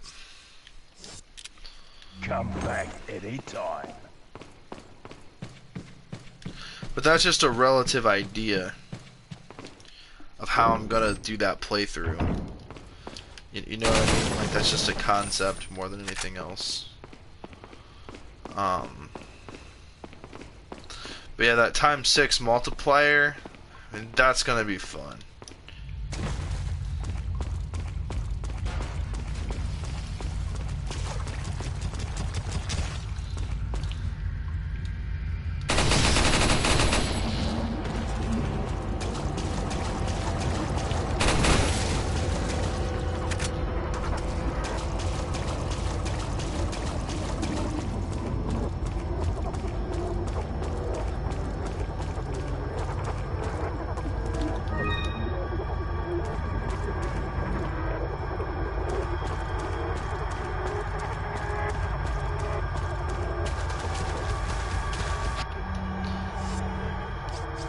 Okay, so you want me to take all of the...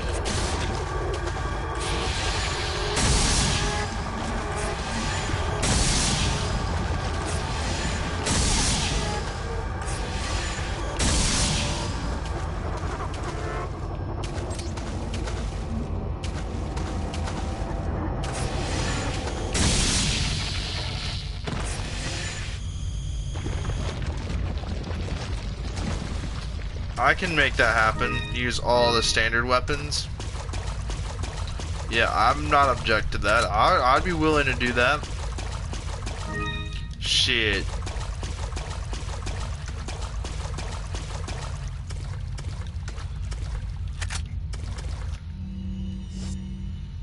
That might be exciting.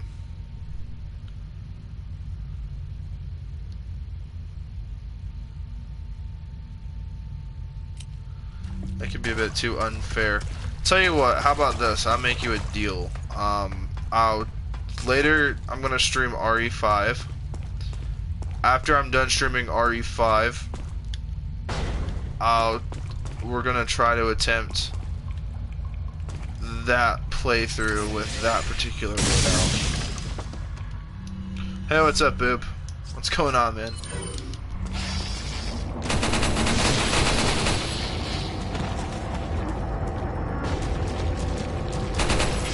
Oh, fuck me in the ass.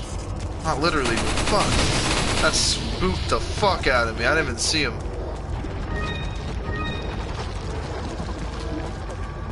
Shit like that, bro. This game is still scary. Oh, man.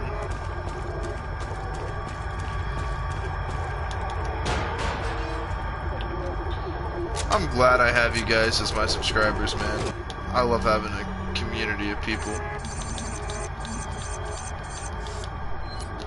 And I like how I'm playing a lot of Resident Evil.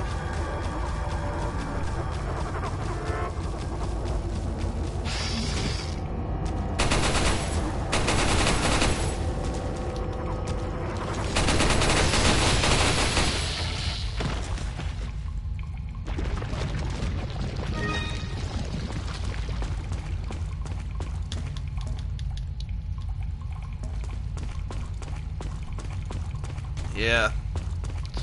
Like, they knew exactly what they were doing. It's the creative shit like this that takes us out of our comfort zone. And I think that's what Resident Evil is, like, that's the formula, right? There's a perfect balance of taking you out of your comfort zone, and then the perfect balance of challenging you, while also giving you the vital resources to get through the level without dying. I can't afford Netflix, so my Netflix is So my Netflix is you while eating my food. That's good to know, man. I can be entertaining at times, so, you know, as long as you like what you're seeing and as long as, you know, you're enjoying the gameplay and whatnot, that's fine by me, man. And it's funny you say eating food because I do the same shit, right? I like eating food and watching shit. Like, I can't just eat my food without, like, being entertained by something casually. What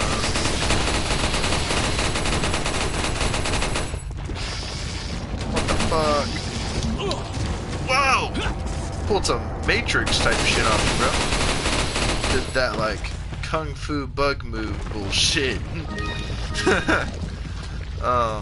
That was kind of spooky. Let me see something real quick.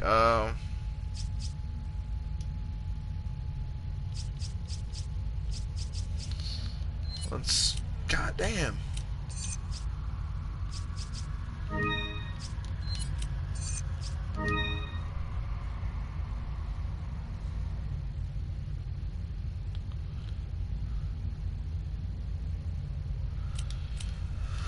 Oh shit, are you in college, man? You just said campus. That's crazy, man. That's awesome. Nice, man. College is not my particular forte, but if I was in college right now, you best believe I'd be playing the hell out of Resident Evil in college, bro. If I had a dorm or whatever. I have a buddy that went to college, but it's not working out for him. But, you know, hey, as I always say, man, you know, like, I'm not gonna criticize anybody. College wasn't my particular choice, but that's just me. If you know, if you like college, it's working out for you, that's all that matters, man. However it is that the universe, or, not really the universe, but however it is that shit's helping you, you know what I mean? That's all that matters, ultimately speaking. And it doesn't matter what anyone else tells you. If anyone tries to, like, if the people around you are not encouraging you, then you just gotta ignore them, man. You know? I don't know how to explain it, man. It's pursue your dreams, man. It's engineering. I barely got out alive, and now I'm in machining, loving every second. That's awesome. I had a buddy that worked in CNC over at a place called Monty. It's good work, but unfortunately just bad circumstances that he found himself into.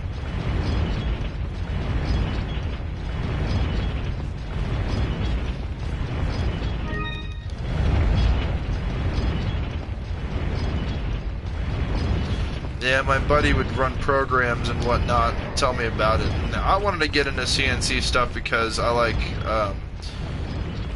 well, it's his personal business, but he had a kid and with this girl and shit's not working out for him, and he lost his job shortly after having that kid, and so, you know, he's been wrapped up in some really tough times, and I've been helping him out as best as I can, but, you know, I just got into a car accident a few weeks ago. I don't know if I made it apparent on the channel that I was in a car accident recently, but it was really bad.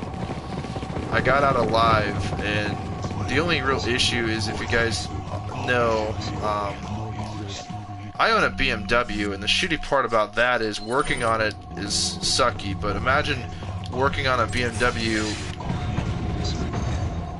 while it's like, fuck, I missed that opportunity. I'm gonna let this guy win.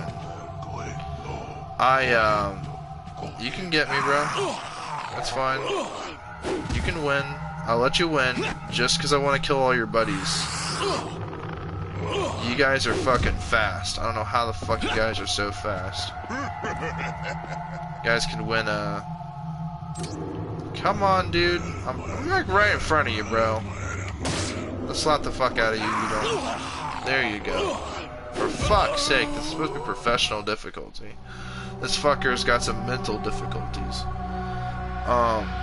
what do you call it? But yeah, so I drive a BMW 328i. It's a 2011. I love the fucking car. Don't get me wrong. I love that car more than life itself. But unfortunately for me, the issue comes to be that working on a BMW, it's so fucking difficult where everything is located.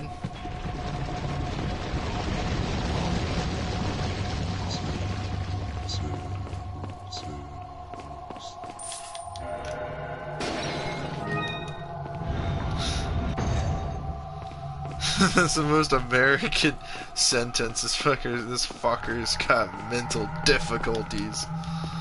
Well, he fucking did, bro. Like, I'm standing right in front of him. He's just letting me knife him and shit like that. He's not attacking me.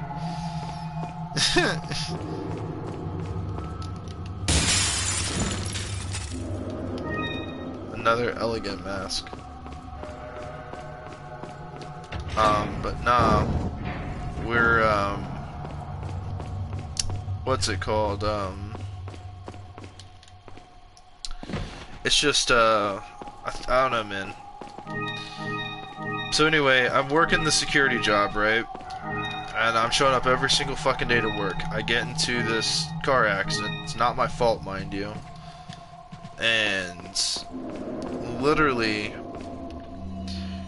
right, he was a pacifist among all the killers, I guess. Yeah, that or he had something for Leon, I guess. Not only is he rizzing Claire, Ada, and all the other women in his life, but now he's rizzing the Ganados. That Leon Riz. Once you reach the Leon levels of Riz, I mean, you know, I mean that's just some insane shit. And I get it too, man. Like, I get it, man. I dated a stripper for a few months. Like, I get it, man. You don't even need Riz. If you're just seen in public with an attractive lady, you're gonna attract other ladies. It's just the fact of the matter, you know. Got a selection of good things on At that sale, level, stranger. you're set for life. What are you selling? Yeah, basically you're set for life. Like, there is no, like, Andrew Tate ain't got shit on Leon S. Kennedy, bro. And Leon S. Kennedy is just pixels on a screen. Like, that's insane. Is that all? Thank you. That's crazy. Is that all? Thank you. Is that all? Thank you. Come back anytime.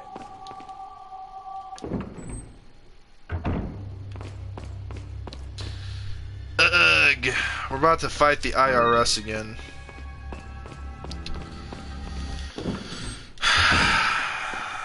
I'm not paying my taxes. I don't know where they think my tax money is going, but it's not going to them. No fucking way.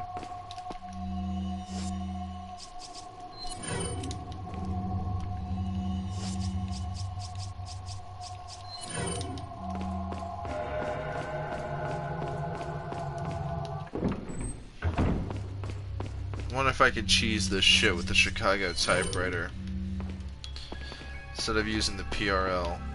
There's that one red fucker. I sniped him, I shot him with the mine thrower, I did so much shit, the fucker just will not die. Like, the man was like literally, he was literally Arnold Schwarzenegger, bro, in person, bro. He was just taking bullet after bullet, like he was invincible. That fucker up there.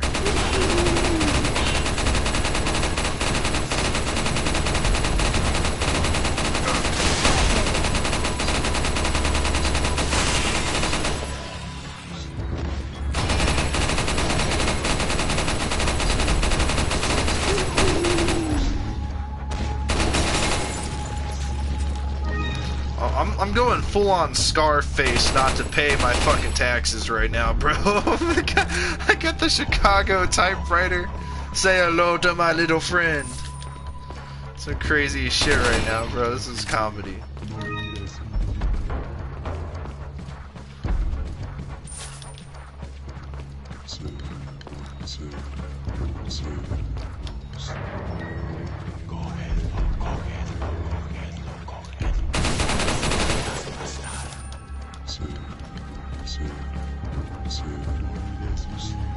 And who the hell is that?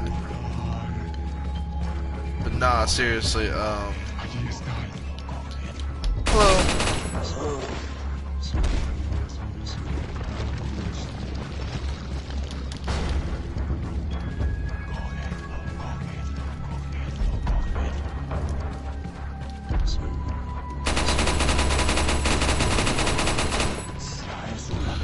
Part of me wonders is if the PRL would take out all the people up there.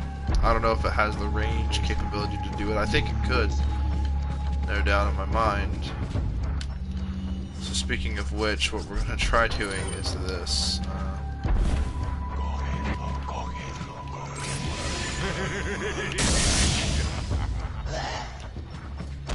Whoa!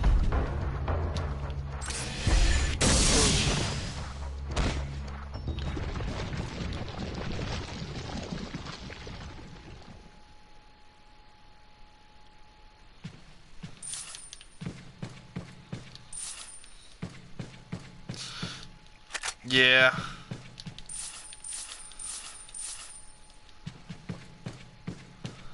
We gotta remember, Leon's kinda not all the way there. Suck it, bitch. I'm just saying, bro. Like that guy can suck it. Bro, like he's like, oh my god, bro. Like, ugh, this guy. This red fucker.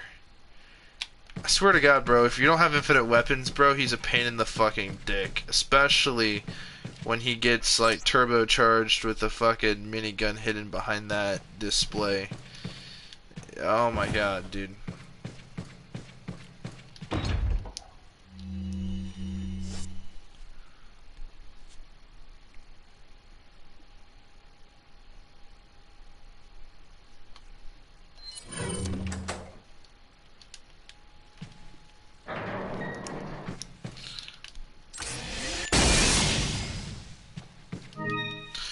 Oh my god, bro. Remember when, like, I was doing my other playthrough, and you explained to me that this is, like, the world's easiest puzzle? It's literally, like, 1, 2, 3, 4. And I just did not understand that. Like, bruh. My Fallout intelligence stat went from, like, 8 to 1. What a pleasant surprise. But I'm afraid it's Ashley we need. Not you, Mr. Kennedy. If you don't need me, then get off my back, old man. Did you say old man, Mr. Kennedy?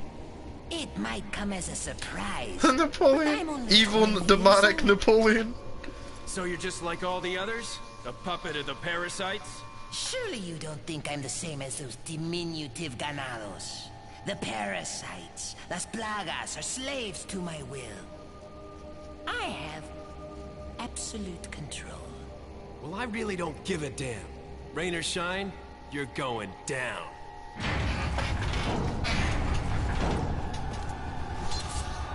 Give me the American friend.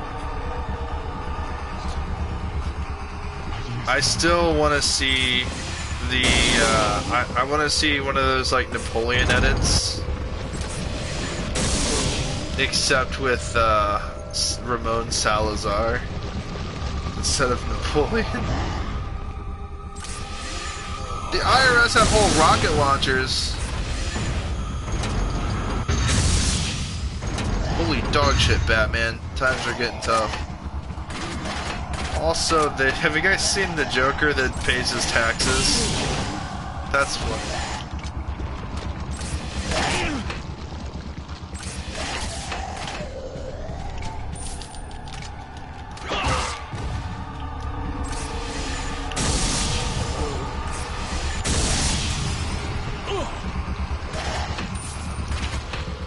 Speaking of Resident Evil content, though, what do you guys want to see me play next? Do you guys want to... Okay, I'll give you 3 options. Do you want to see me continue to play RE4? I will be playing RE5 later. But do you guys want a full RE5 campaign from beginning to end? not in one playthrough, or not in one sitting, but like, you know what I mean. Or do you guys want to see me play RE3 Remake? It's your guys' choice. I'm willing to do all the above, but I just want to know what you guys want to see next.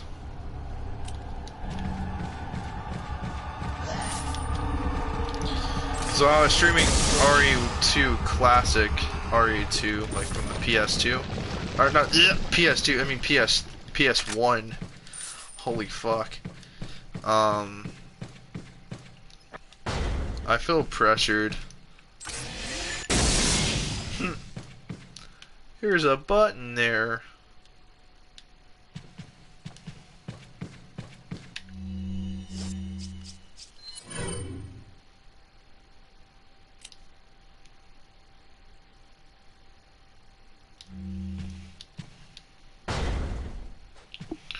Alright. Yeah, I'll do RE3.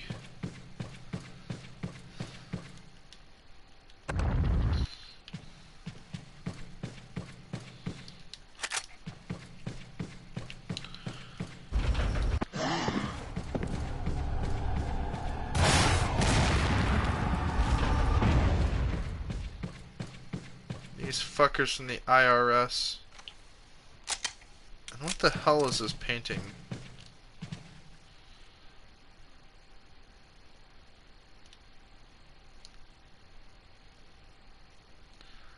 It's like some Kingdom of Heaven Jerusalem shit, man. I don't know if you guys ever seen that movie. It's really fucking good. It's about King Baldwin the Fourth.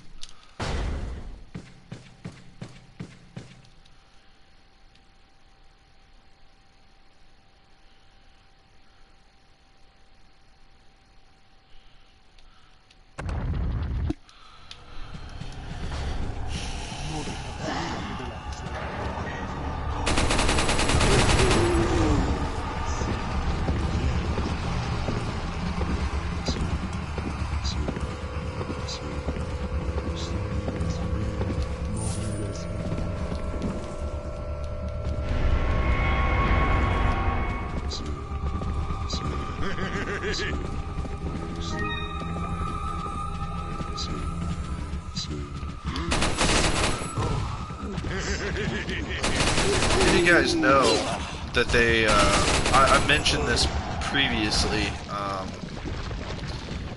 did you guys know that, what's the franchise that I like so much? It's like a hack, Devil May Cry. I think I mentioned this earlier in the stream. Devil May Cry was basically an earlier build of RE4. And so what's really fucking crazy is another build of RE4 was also Haunting Ground, and that's why Huey's in the game. The dog from the very beginning of RE4. Which is freaking awesome. But, could you guys imagine, right? Could you guys imagine if fucking Capcom would remake Haunting Ground? Like they've been remaking these RE games? I think that would be fucking awesome.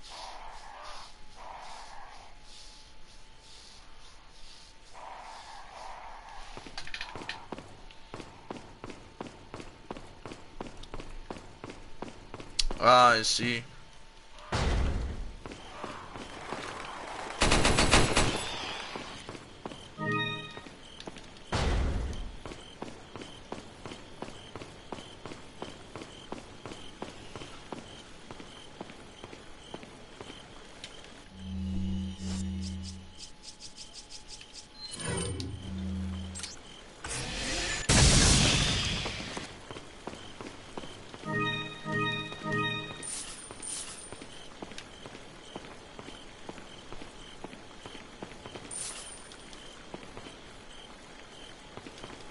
Yep. Already ahead of you, man.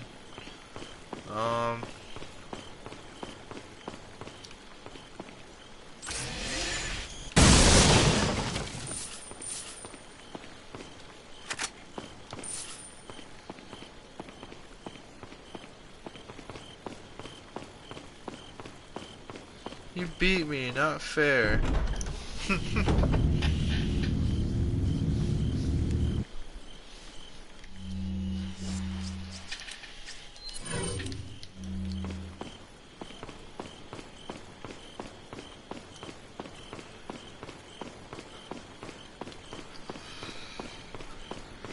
So tired.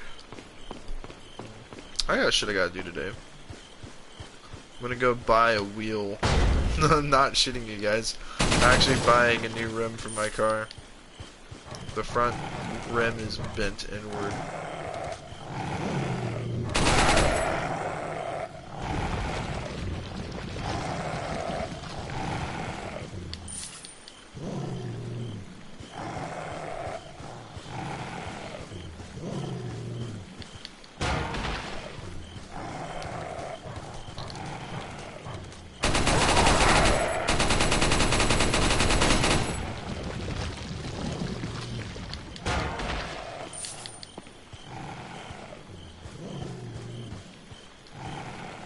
I even unlocked the Chicago typewriter in Ada's separate ways mode.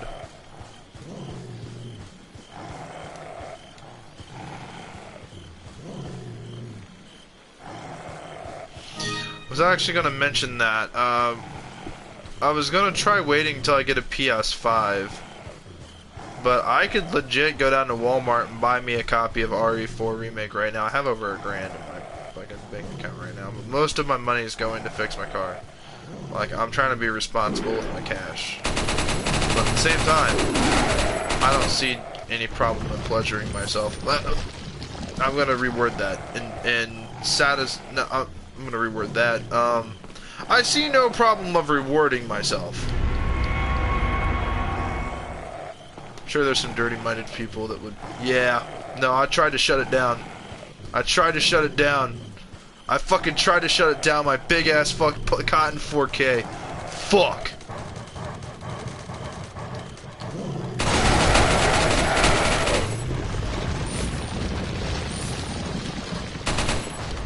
I do be saying some fucking stupid sus ass shit on accident, dude. I swear to God, bro. We live in a funny, funny world, man. I swear to God.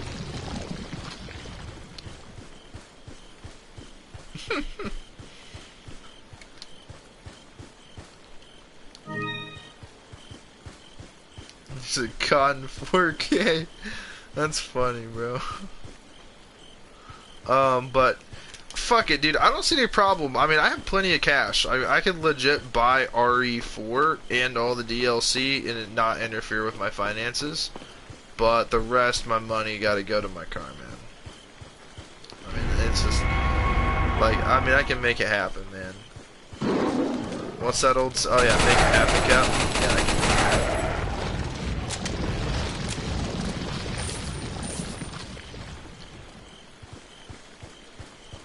It's a BMW 328i. As I said earlier, it's a pain in the ass to work on. And mainly because, okay, right, so I'm,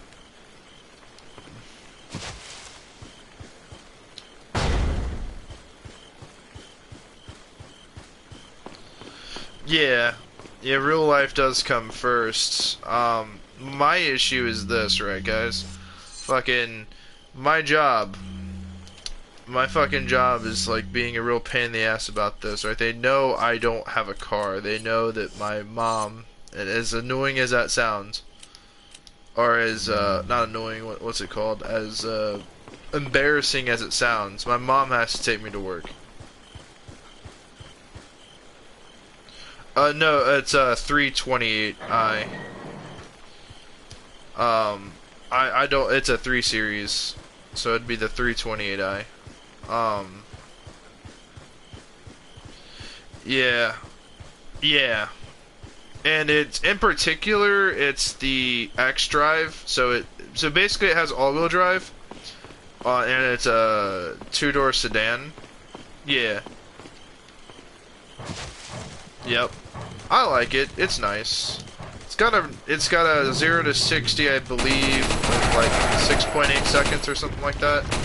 It's decently fast for what it is, for being a small coupe. In particular, so mine's the, I drive a 2019 Honda Civic Touring. Yeah, my bad, man. I'd be roasting the Civics in my, with some of my Need for Speed streams, man. Well, that's cool. I mean, As long as as long as it takes me from point A to point B, I'll take any car. Yeah, that's always an argument I always tell people sometimes is, you know, every car is designed to go from point A to point B, so ultimately speaking, if you're just looking for something for transportation, it could literally just be any car. My whole thing is, like, I like cars that are decently fast. My PC is priority one. Call me a loner if you want. Yeah, PCs are kind of nice. I wish I had one. I'm a console guy. Just since I was a kid, I've always been a console guy. I want to get back there, so what we do is we walk around. Okay, yeah, that shouldn't be too difficult. I'm trying to find all the treasures. But, a lot of people tell me BMWs are unreliable, and I gotta just tell you guys it's not entirely true.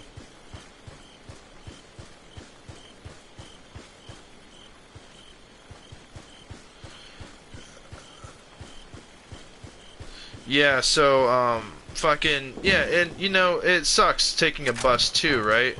Because for me, where I live, I have to get on 2 different buses. I have to get on one bus that takes me to a different bus stop, and I have to wait for an entirely different bus. It's like 3 or 4 hours worth of process to get me to work. And they act like I'm made of money. Let me explain this, right? Let me pause the game so I can fully focus on this point. And I mean this is genuinely frustrating. They're treating me like I'm shit. And I don't mean this in like a funny way, I mean it genuinely. They're treating me like shit. For one, they have me work 16-hour shifts consistently. Like 3 days in a row, I was working 16-hour shifts. So working third shift means my shift starts at 11 and it ends at 7 in the morning the next day. So if my shift ends at 3 in the afternoon the next day instead of it being at 7 in the morning, I basically work 16 hours, go home, it's an hour drive home, and then basically, you know, depends on what time of the day you get there, depends on the traffic, but it's all the way by the airport, so there's a lot of fucking traffic. And if it gets backed up, you can be looking at possibly an hour and a half minute drive. Then it takes me about an hour to sleep. So then what ends up happening is I'm going to work with only 3 or 4 hours of sleep in total, and doing another 16-hour shift. And then there was one day I was up for over 42 hours. I was up for that long because they've interfered with my life that bad. It was so bad I was literally hallucinating. My mind's chemical imbalance of having a lack of sleep. Sleep deprivation, it's a real fucking thing, man. And so, anyway, I get into a car accident not too long after, but it wasn't due to me staying up so late. It was literally from some bullshit. I got drove off the side of the road. Some asshole basically cuts me off in my own lane, and I go into a ditch, and then I'm in the ditch. Now my car hits the curb and gets into the ditch, and it busts out my rear tire or something like that. Something happened with my rear tire where it put a fucking hole in my tire. I hit something in the ditch or something happened, right? So, anyway, I'm in this ditch, and there's a small hill. It goes up. I drive up that hill. I go airborne, and I land. The fucker kept driving off, and this would be the 3rd accident this year that my car has been in. I got rear-ended once, and I got sideswiped. This would be the 3rd thing this year, so they would take me off of my insurance plan. I would basically lose my license, and not having a car for a whole year, that sucks ass. So I never made a claim. And I'm 21 years old. So the thing is this, right? The thing is this. Because I'm 21, I cannot rent a car. Every car rental place will not let me rent a car. I can't even rent a U-Haul. My insurance company won't give me a rent-a-car. So I really don't have any options here. And my work is like, well, that's what insurance is for. You got insurance, don't you? This and that. It's like, well, my situation is my personal business. It's none of your business whether I have insurance or not. Now, granted, yes, you have to have insurance to have your car on the road. I agree 100%. My car is insured. That's the thing. I do have insurance, but if I make another claim, I could possibly lose my license. Now, I did call the police, and I told them where the thing happened, where I went off the ditch. I'm not charged for anything, so you know, that was that. But that all got handled. But I almost basically, you know, it could have been a lot worse. I could have lost my life in that. That was a really bad accident. It was really scary. But for the most part, I didn't. So I get my car home, and it's in the middle of December. Not in the middle of December, it's fucking, this is only a few weeks ago. My bad, I'm getting lost on my days again. Fucking, what do you call it,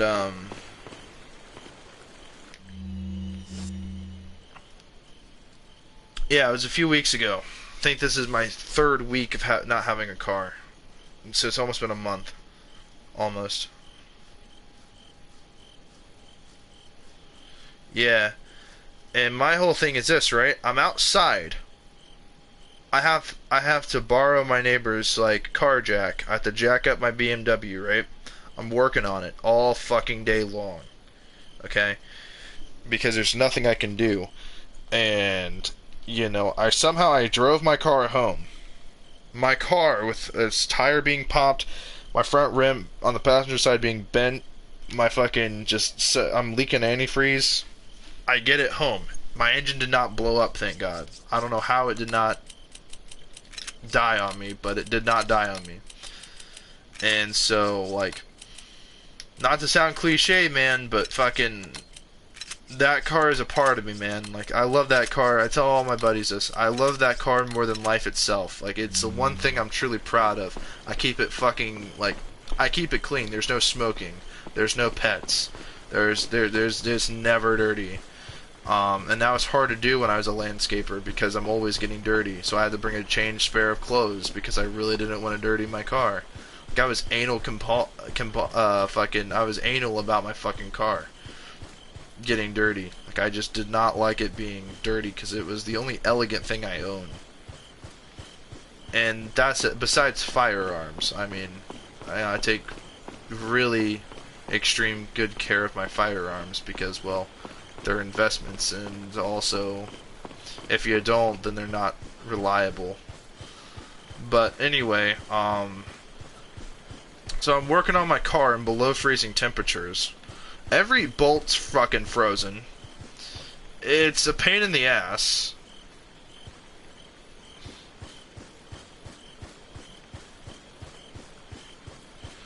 Yeah, and fucking, you know, it's like, I've been working on my car all fucking day. I was hoping that I could just get the rear tire replaced and there wouldn't be anything seriously wrong with the engine or anything like that. But unfortunately, when my uncle gets there, right, because we have to take the wheel off of the car, put it in the back of his truck, drive it all the way to the tire store, have him put a new tire on there, whatever. That process gets done. I get it done. It's around, I want to say it's around 6:50, 6:45, that general like time frame. So we get the tire on there. We give it a engine inspection, and we find that it's leaking antifreeze. We put antifreeze in it, it's just leaking out. So basically, I call into work 4 hours in advance and say, hey, look, my car's not working. Can I have the day off? They're like, no, you have to be here. That's unacceptable. And they said this comment. They said, you know, I'm going to be honest with you. I can actually read it myself. I can read it for you guys. This really irritates me. And I do my job. I'm never on my phone ever during my job.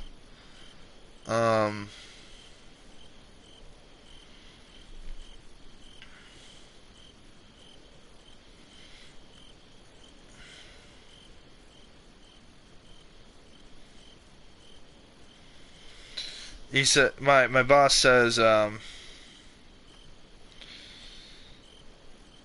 going to be honest with you. You're going to point yourself out. You haven't even been here 90 days, and all these unexcused absences and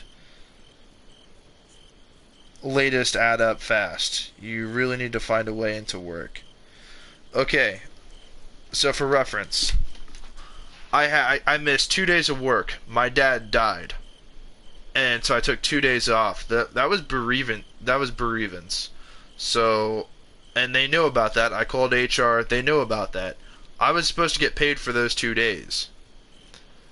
It was paid time off. They can suck it up and deal with it.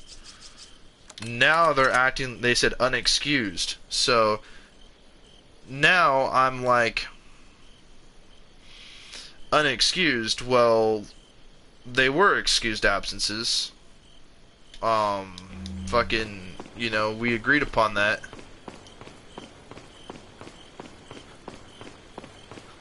And so it's like, you know, that was really bad. So I took 2 days off. And now to add up to that, now my car's in an accident. They gave me 1 day off. I spent the whole day working on my car. And then obviously the next day when my shift is to start, they basically wouldn't let me have that day off, and they're like, well, we already gave you a day off, you know, this and that, blah, blah, blah, blah, blah. But now they're telling me to stay over and I don't have a car, and my mom cannot pick me up at 3. So the problem is, like, when I do doubles, I have to call other people and get a ride. There are some days where it's not guaranteed that I'll have a ride home, and that is fucking scary when you're 45 minutes away from your house, and it's a 7 to 8 hour walk. And for fuck's sake, like, I don't know, man, like, it's just crazy. And so, like, yesterday was Sunday. So yeah, earlier yesterday morning, they're like, look, you're gonna have to hold over. My replacement got there and they're still telling me to hold over. And so it took me an hour of arguing with them and whatever. So I got home. Like, I really wasn't about to stay there for 16 fucking hours and not have a ride home. Like, it's raining, and I don't mean like it's, you know, I don't mean it's a little misty outside, it, you know, I mean like it's fucking pissing out rain. Like, it was bad. And an 8 hour walk, like,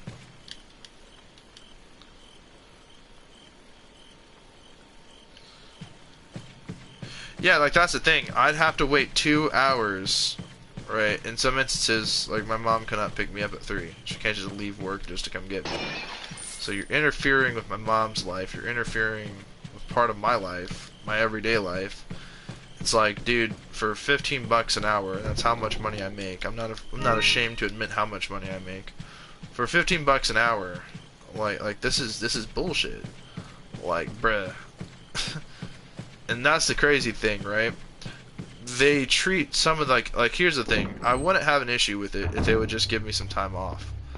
Like, to just focus on, like, not some time off, like, oh, I need a week off, I need this and that. No, like, specific days, I need time so I can go to the BMW dealership, order the part I need, get the part, go to we have to do this entire project at my uncle's shop on our spare time when we have time off. Like, that's the crazy thing. I can't even be with my family right now, and I really want to be with my family because my dad just died, and apparently the causes were not natural. So there's an ongoing police investigation as to who did whatever they did that ended my dad's life. So I'm pissed off about that. I figured out what day the funeral is, and so I'm asking for that day off, and they're not giving me that day off, and, you know, they're being really pushy about me not having a car. They're acting like I'm not even doing my job, and I'm literally the only guard that shows up early. I've always been in attendance. I've worked on my days off. And here's the crazy thing, right? My boss that sent me that message asked me the same Sunday on my day off, hey, would you mind coming in covering for me? Fuck no, I'm not coming in covering for you.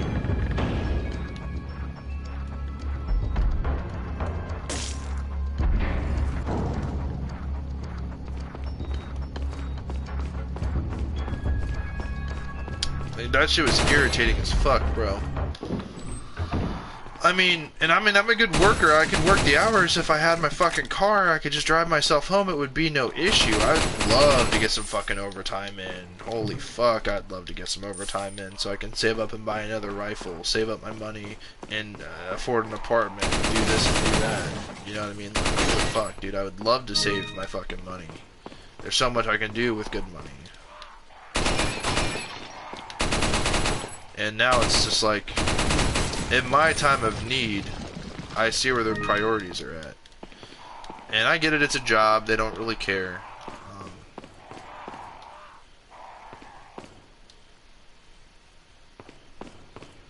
Yeah, no, like they told me, you know, there's always Lyft and Uber. It's like, yeah, all my money's going to fix my fucking car. I don't have money's an issue right now. Like, I'm not, like, gonna... And then she hung up on me.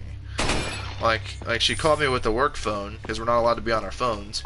They gave me a hassle because I needed to call my mom and inform my mom about the change that I might have to work a double, this and that. And they're giving me a hard time about me contacting my mom. And it's like, hey, look, I'm just going to step out for a minute. And I need to talk to my mom and explain to her that I might be working a double. I need to figure out if I'm going to have transportation. They're giving me a hard time about that. They're giving me a hard time about... Like, there was a day my mom was 2 hours late to pick me up. She was like 2 hours and 15 minutes late. And they're like, well, when you're clocked out, you gotta be out of the building. It's fucking snowing out there, bro. Like, it is snowing hard. And I'm literally just in my dress clothes with a polo shirt on and a small light jacket that's a windbreaker that the company issued you that's no thicker than a paper plate. Like, bro, like, they expect me just to stand out there in dress shoes with dress socks that are super thin, just out there in the snow. Like, bro, that was mildly irritating. So after an hour and 40 minutes of waiting outside, freezing my fucking balls off, they finally were like, yeah, you can come in, man. We don't want you to freeze out there. It's like, bruh, I'm about to snap, bro. It's like, fucking, like, I'm not an angry person. I'm a hard worker. But, like, there is, like, I don't know, man, there's a certain level of bullshit I feel like is not necessary in this situation. A lot could be fixed. And they wonder why there's so many workers that have an attitude. It's because I'm not the only one being treated like this. I mean, that's the thing. If I was the only one being treated like this, I mean, yeah, I'd be bitching a lot more about it, but I'm not. I'm not the only one dealing with this. But at the same time, it's just like, well, if you want reliable workers, you gotta treat your workers right. And so, you know, yeah, the reason everyone's working doubles now is because they keep fucking firing people. If they would stop fucking firing people. You know what I mean? And that's the other thing. They can come up to you last minute. And that's what they try to do to me. They came up to me literally 30 minutes before my shift ends. So now I have to call my mom. And she's already on her fucking way, so she can be there on time. You know what I mean? And so, I mean, it had everybody irritated about it. I don't know, it was just super fucking annoying. I still like my job, I like what I do, it's easy, it's a fucking, it's a security guard job. You sit there, you inspect people's bags, and you do rounds. Like, how hard is it? It's not physically draining. But, like, it's one thing enough I have to deal with, like, really rude people. Like, there are some people that just hate security because they just they have a problem with authority. And I don't have any authority over anybody, but there's a sign, and it says all bags, packages, personal items will be inspected here. That means when you come into the building, you have to inspect your fucking bags to make sure that you don't have anything you're not supposed to have, whether that be drugs, weapons, porn, whatever. It doesn't matter what it is. If you're not supposed to have it, you're not supposed to have it. And if you have it, I have to report it to safety. And so it's like, for the most part, it's really easy, but some people just have attitude problems, and they just take it out on us, and there's nothing we can do about it. So dealing with people's shit on the daily, and then you have to deal with my manager's shit on the daily, like, that's bullshit. They're like, Well, oh, I've had to work 2 doubles back to back. Yeah, well, I work 3. Like, yeah, you're a manager. You have a lot more stress than I do. But like, you're not dealing with the same level of shit that I'm dealing with right now. Like, I'm struggling to make it to work. Like, it's an issue getting to work every fucking day, and I have on time every single fucking day, because my mom is an amazing person. Thank God I have my mom. If I didn't have my mom, I'd be in a world of shit right now. And my only coping mechanism is sitting here playing video games, because, you know, I mean, that's all I got. It sounds sad as shit saying it like that, but it's true, it's all I got. Like, there's not a whole lot of shit, like movies and books and whatnot, I have that as well, but like, video games, like connecting with people, talking about shit, man. And, you know, it's sad to say it, man, but, you know, just the amount of stress in my life is just super, it's super fucking stressful. And just trying to manage through everything is difficult. And when you got people that expect things from you and they're not willing to work with you is what really sucks. Especially with like relationships, if you're the only one doing anything in the relationship, yeah, that's how this feels. And that's really annoying. Selection of good things on sale, stranger. What are you selling? But at the same time, like, and I get it. You know, the whole world's not gonna. Thank you. The whole world doesn't revolve around me. I don't expect it to. Thank you. But at the same time, thank you. You know, when my managers were in situations similar to mine, not quite as Is that all, stranger? Is that all? not as important, we'll just say that, as my situation is. Still having transportation, still doing this, still doing that. I've still covered for them when they needed me to. It's like, look, dude, there are other workers that can work my shift. Like, I'm not the... You're not gonna tell me I'm the only fucking worker here. Like this is bullshit.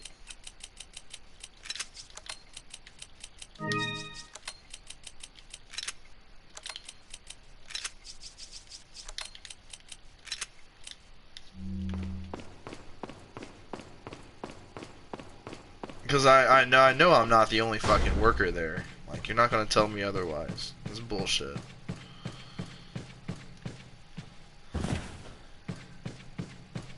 And it's also how they talk to me. They talk to me like I'm a fucking child or something like that. Like, that's mildly irritating.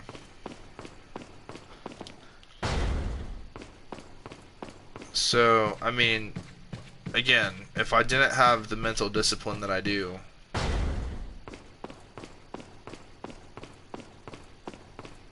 yeah, like, I mean, here's the thing, right? And I'm not trying to play fucking what are you selling? Couch coach, but at the same time, if I was in charge and someone didn't have transportation, I'm not gonna, like, here's the thing, right?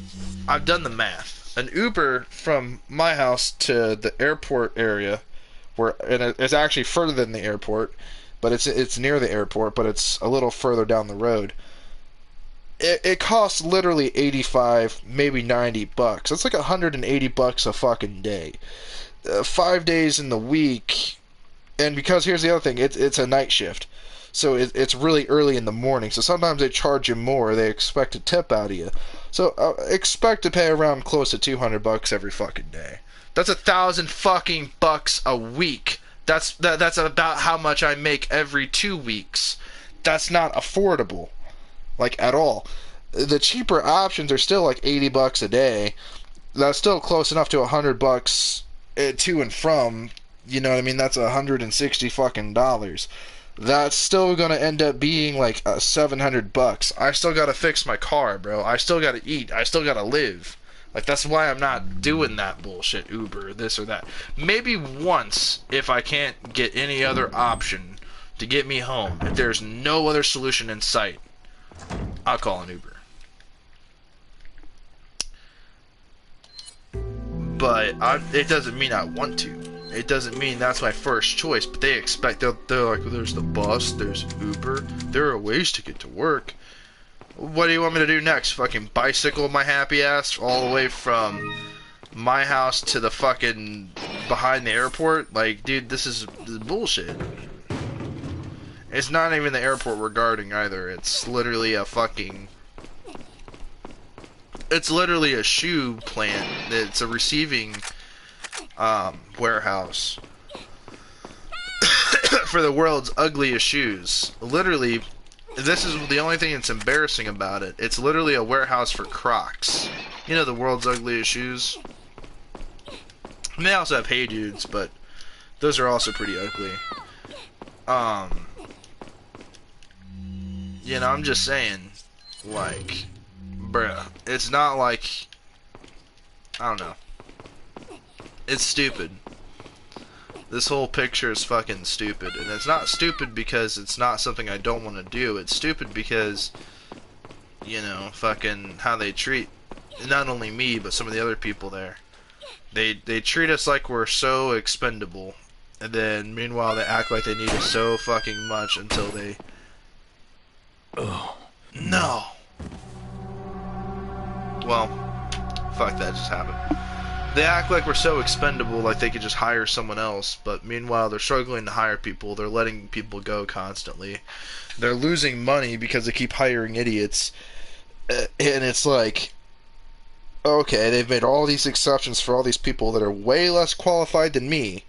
Not an issue. They call off, no call, no show, it's no problem for them. But the second I need a day off when I've worked so many hours, it's apparently the whole world ends, I guess. I don't know, it's stupid. And I don't want to dwell on it, because, I mean, it's just the reality. Like, I can talk shit about it all day long. It doesn't change the fact that that's how it is. Ugh. And the only thing really keeping me insane, those shoes still exist. They were really popular back in my younger years. Apparently they do. They have so many different versions of Crocs now. It's honestly, bro, it's disgusting. It's crazy. Like, I'm like, bro, these are the ugliest shoes, bro. Like, I couldn't be caught dead wearing these things, bro. It couldn't be me. Like, my attitude there, I make people laugh, bro, because I'm not the only one that thinks that. But they employ pretty good, man. I think that's part of the reason people like them, is like they employ people, man. They pay you good. The only reason I'm making $15 an hour is because like, they wanted to pay us $12 an hour to deal with this bullshit.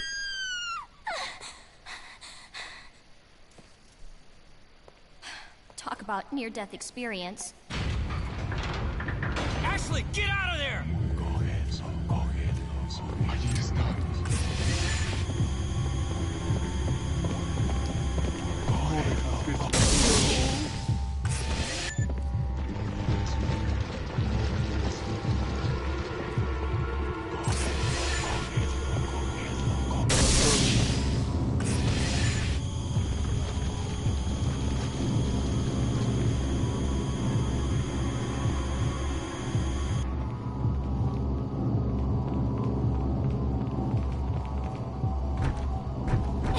The door's locked. I can't open it. Ahí está.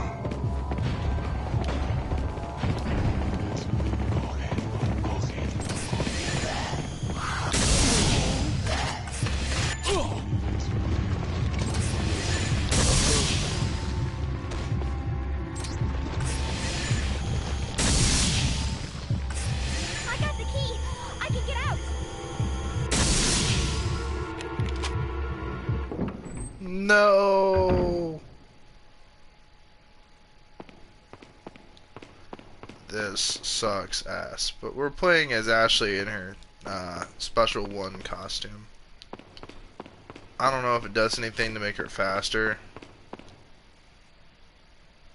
But I mean, like... Allí están. Don't look at me. Stinky fucker. Nasty bastard.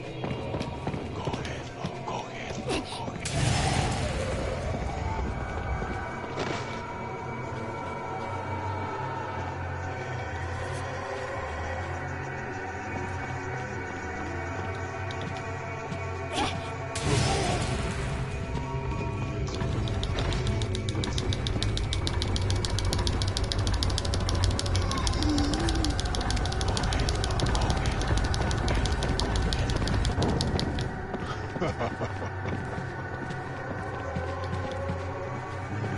Ya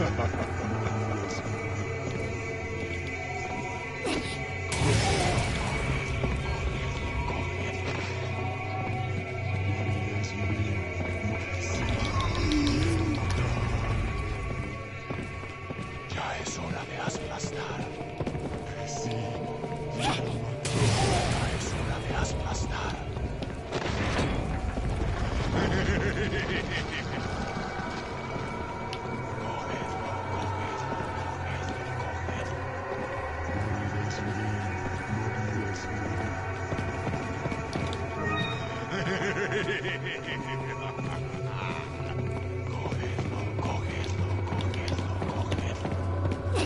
Boom!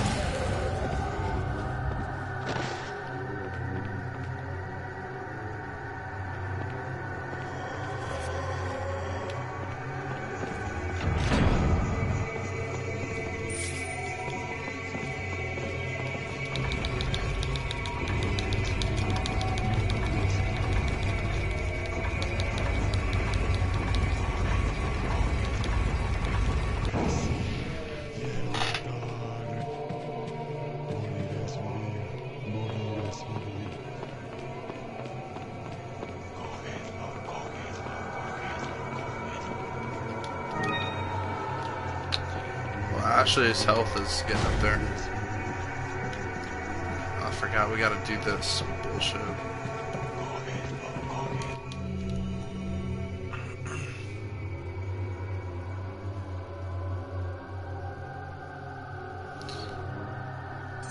The nude badge.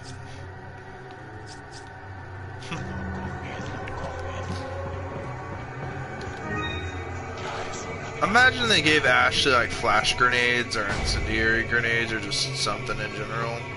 Like, they'd have to give her a whole gun.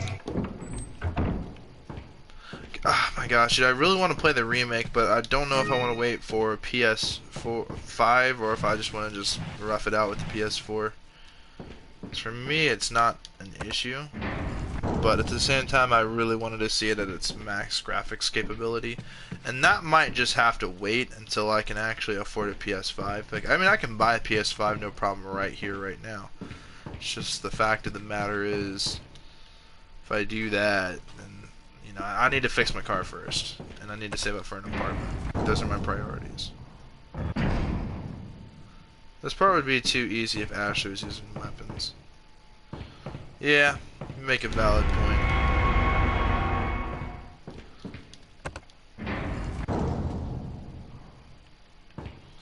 But again, I mean, Ashley is kind of fast. I mean, not even gonna lie.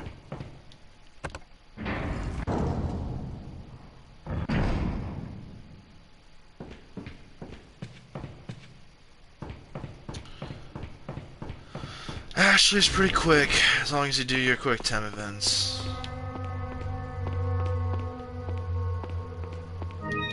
Another spindle. So I wonder how many of these are going to collect with Ashley. Also, if we take damage, I mean, we got healing items. Treasure. We got 2 of these spindles, which is kind of nice.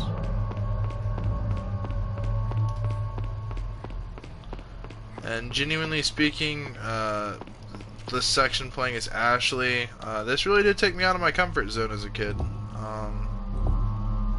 Honestly, I can't lie to you guys. I have to be fully honest here. Yeah, this section definitely did take me out of my comfort zone. More than I'd like to admit. But, ultimately speaking,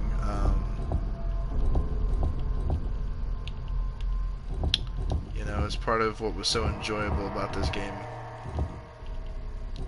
you know, as a kid.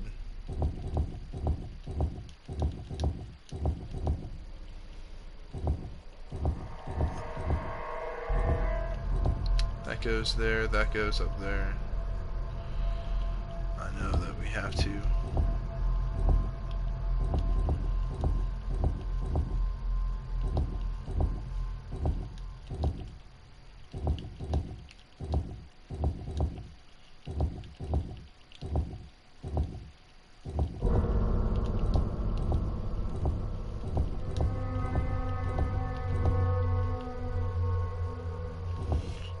a second.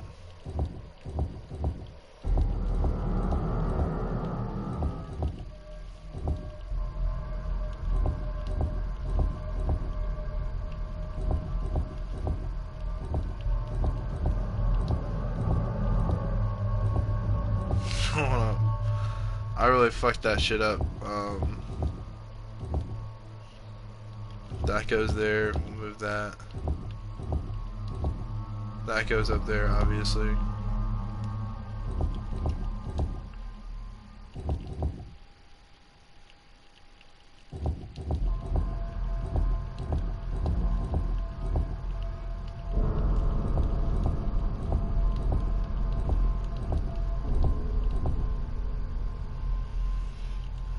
For one, we want to put that down there.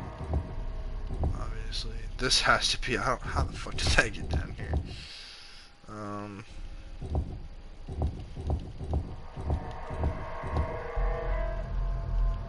No. No, we don't want to do that. Not at all.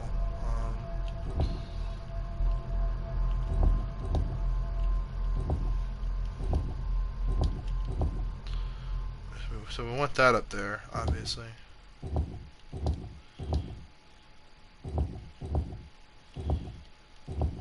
Now we're getting somewhere.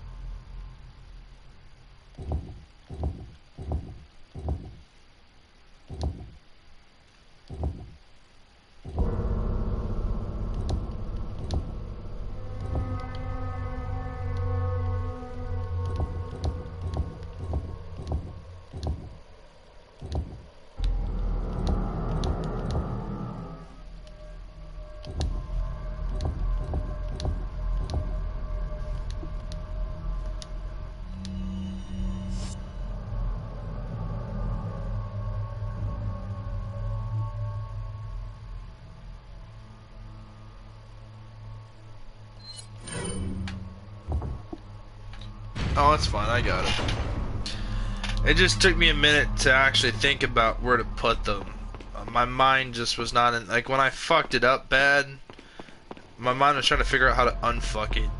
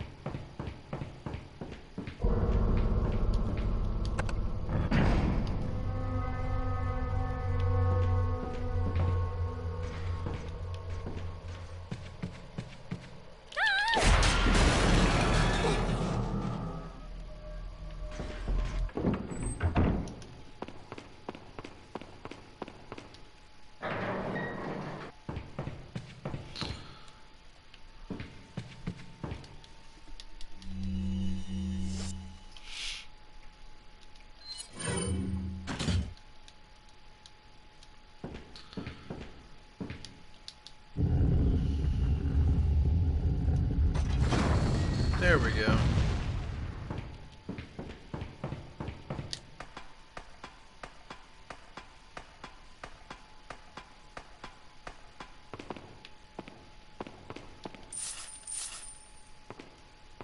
I'm gonna have so much money in this game by the time this playthrough is done. Especially if I sell all my treasures.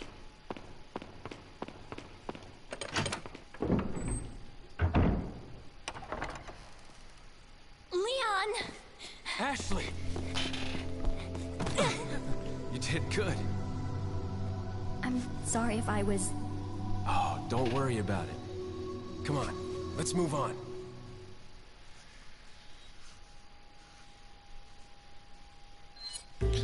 Yeah, no, I really want to play the RE4 remake so bad.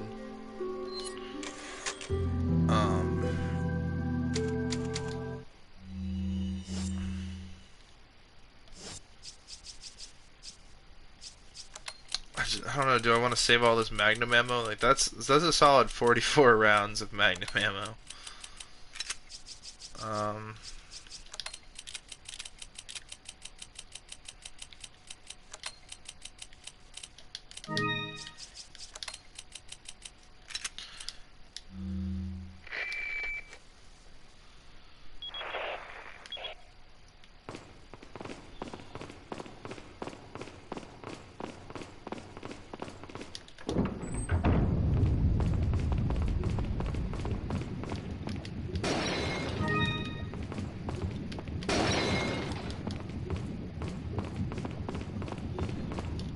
Wait. Wait here. Oh no, the comments are really repeating.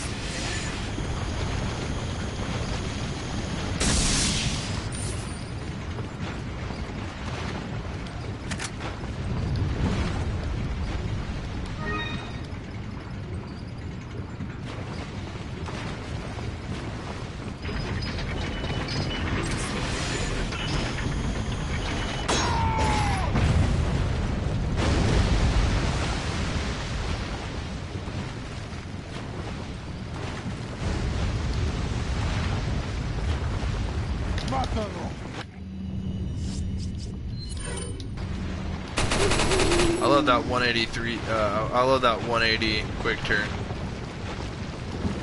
It will save your life at times.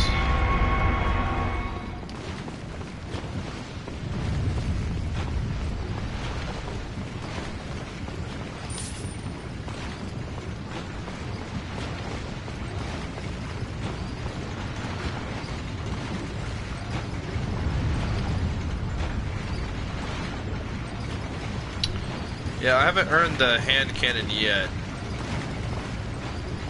I could buy infinite rocket launcher, but personally, I just don't see the point of it. It can actually get you killed at times if you don't know how to use it. So for me personally, the Chicago typewriters, like, obviously I'm a big fan of the Thompson submachine gun, probably the most goated submachine gun in all World War II. Some people also like the German MP40. Apart from that, really my favorite.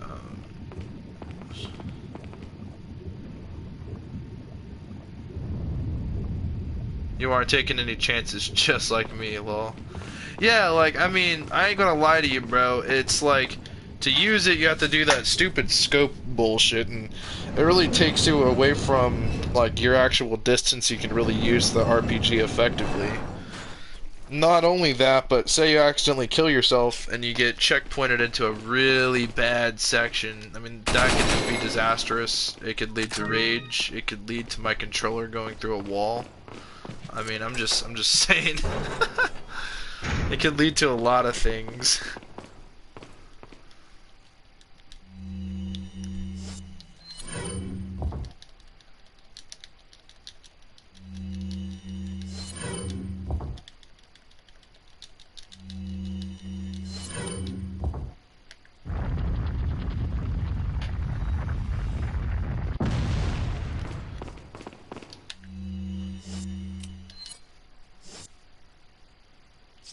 $49 spindles, bruh, like that's insane.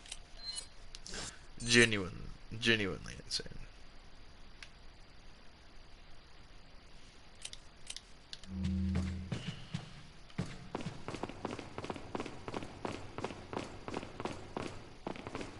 I don't actually think we bought the castle treasure map. I don't think. Or we might have. I don't know.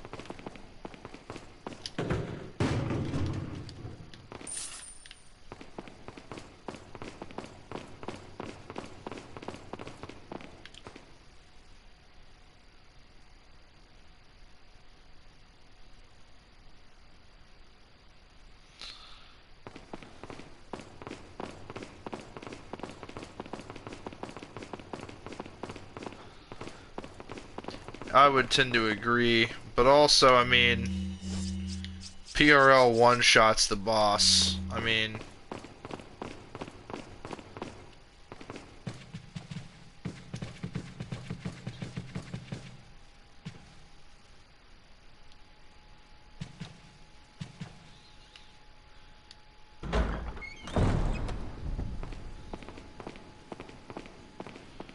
some things are better using the PRL, I know what you meant to say. The PRL and hand cannon. Yeah.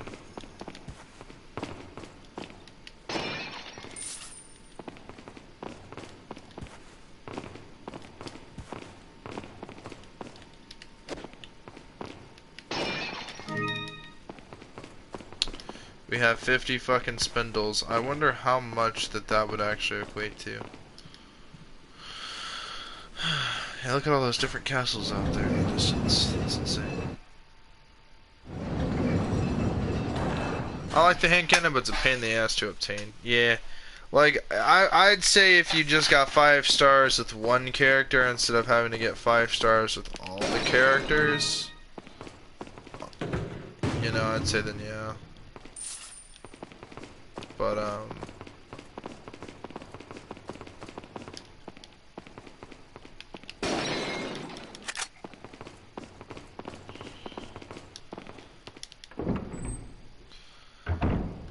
knowing what I do now, my next playthrough on normal, utilizing the basic long distance shooting with an explosion, close up shooting with just one enemy.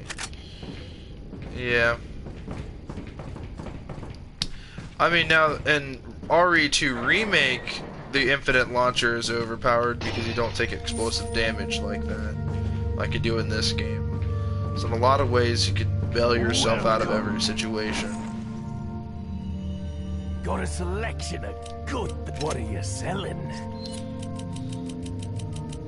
Is that all? Thank you. Is that all? Thank you. Is that all straight? Thank you. Is that all? Is that all? Thank you. Fuck you. Is that all? Because I'm gangsta. Thank you. I'm a gangster. Come back anytime. Oh, forgot to ask. How much is What are you exactly is selling? the amount of spindles we have? Spindles 50. How much does 50 cost? 100 grand. It's pretty insane. Yeah. Well, son of a bitch. I thought that we... For fuck's sake. Okay, we gotta go back real quick. I'm so sorry. We forgot to grab the elegant perfume. And the, broken butterfly treasure edition of it.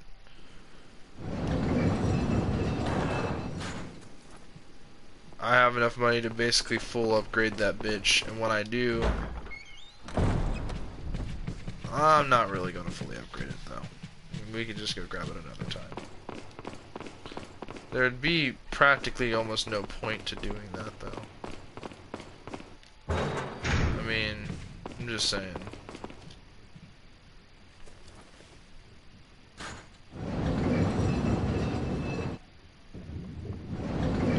Mine cards.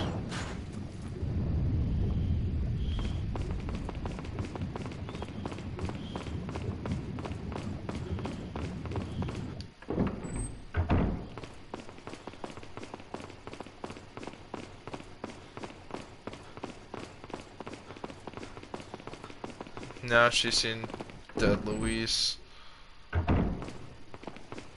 Hey there, pal.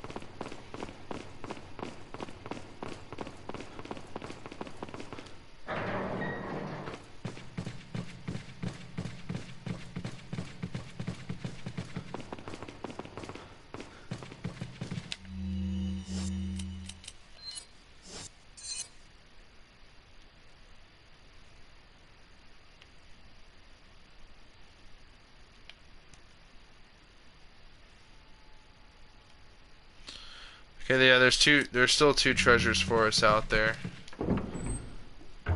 Mátalo. Oh, fuck you guys.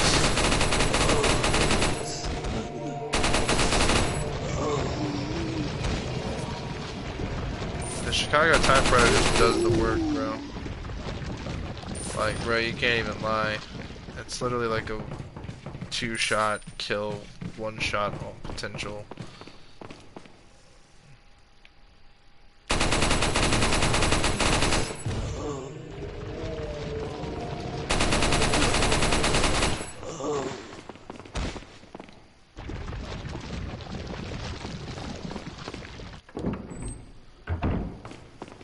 The reason these fuckers spawn in these areas is literally because if you come back with Ashley to get the broken butterfly, to literally do what I'm about to do.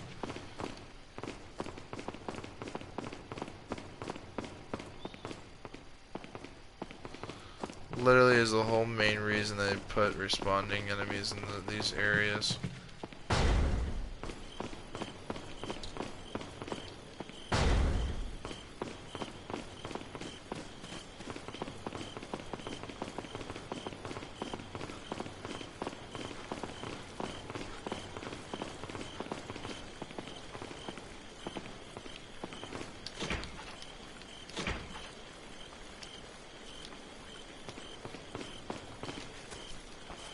Sadly, the silencer isn't available. Only Wesker's handgun and the mercenaries mode. Yeah, I mean, it was going to be originally an attachment, and I think, if I'm not mistaken, its purpose was to increase your critical hit chance and basically take away any attention you get from killing enemies.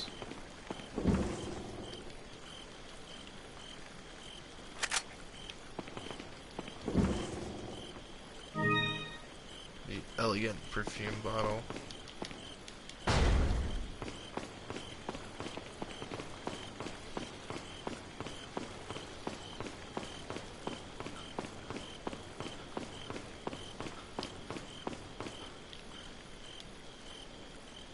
Follow me.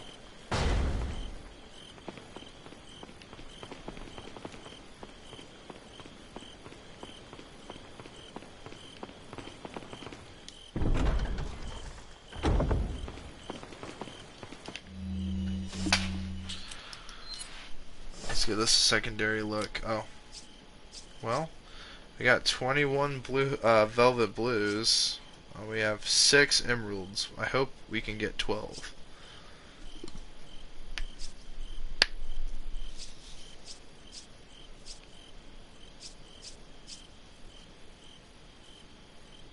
Sooner or later, we just need a red one, but we can actually get 2 of these fully maxed, so, I mean, that's gonna be freaking awesome.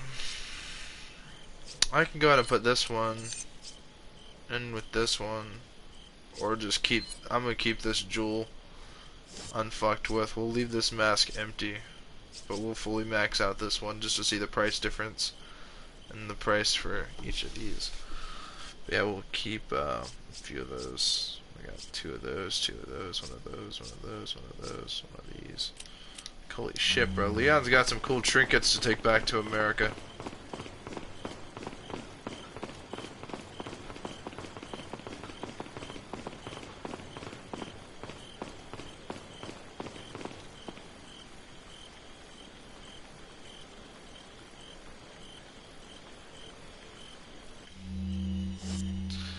Well, I mean,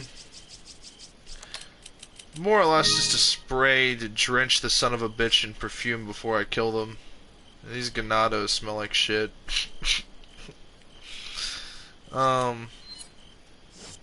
Drench the son of a bitch in perfume. Okay, so we gotta navigate through there. I think I understand. Okay, so we have to go this way. There may or may not be reoccurring enemies, so tell Ashley to wait. Okay. Let's check the map to make sure I'm going the right direction.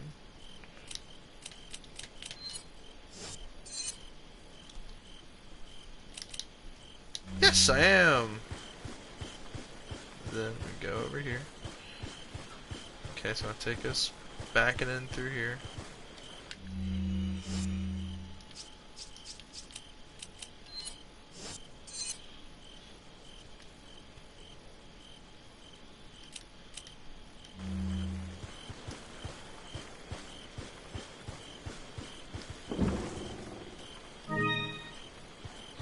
The red gem. Okay, awesome. Treasures and key items. The red gem clearly goes into this. No? No, it doesn't. Alright, well, we're gonna keep that empty. Just keep these gems in and of themselves. That way I can tell you the price difference between everything. That way I can just have it on hand. Follow me. Be like, yeah, I'm a completionist of everything, treasure-wise. That'd be crazy if they have it in the next. Imagine the RE4 remake. You get a trophy for getting all the treasures.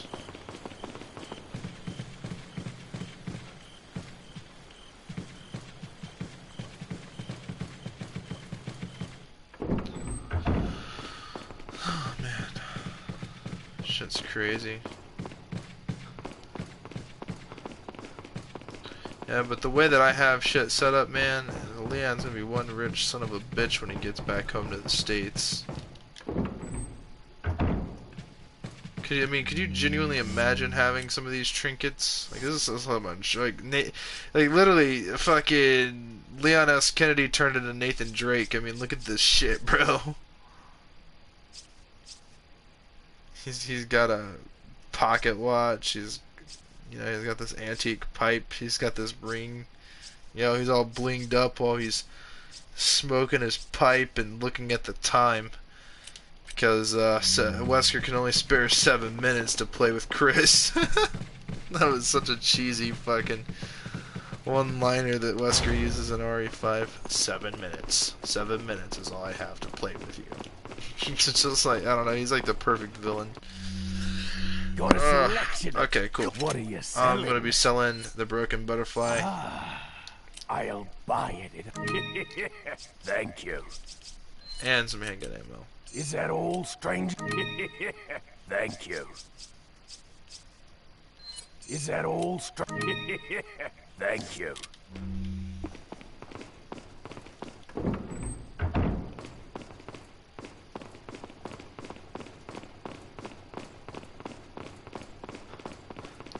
And we're gonna fully upgrade one Link's statue, and then keep the other completely empty, because I want to be able to see the price difference between a fully upgraded and a non-fucked with. I think it's 10 grand. I mean, I know that most of the treasures that you could put jewels in are only 10 grand, maybe 15 grand, and then each jewel adds 3 grand to it, so that's like an additional however much money.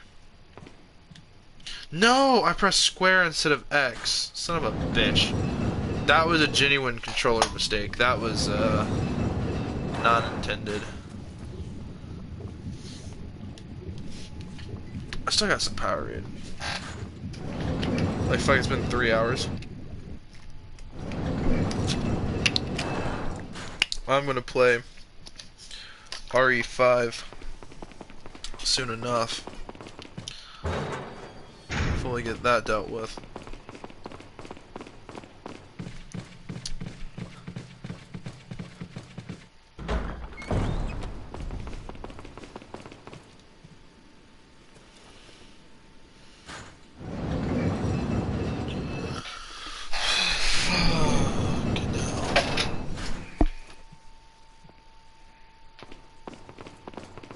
I need to stay up all night. That's my problem, because I'm on 3rd shift. I have to basically be up all night.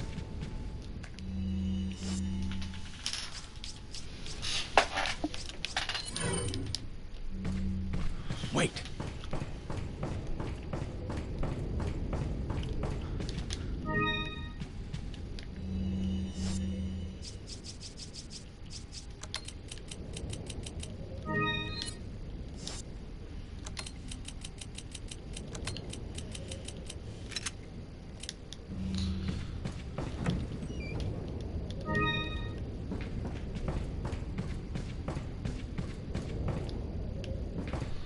I think anything with like a green text means that you go to a whole new area.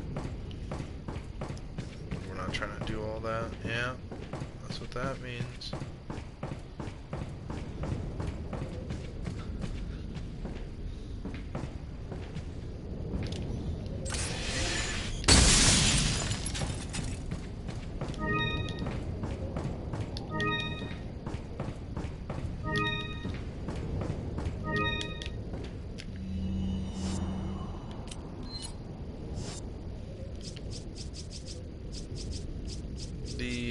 The green gem is beautiful. I like it.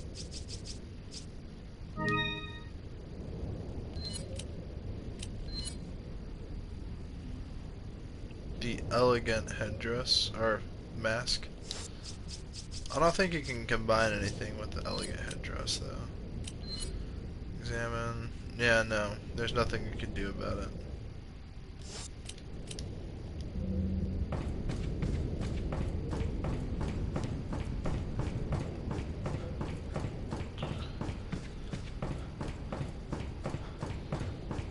Follow me.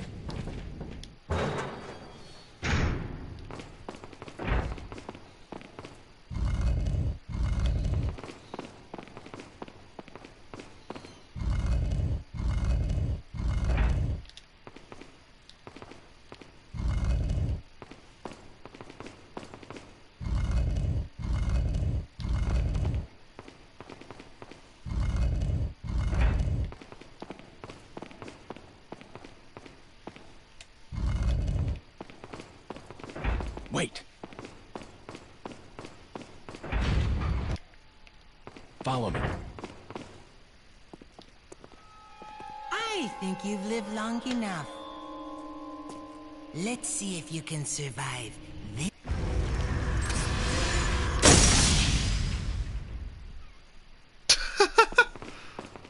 That's like, that's comedy, bro.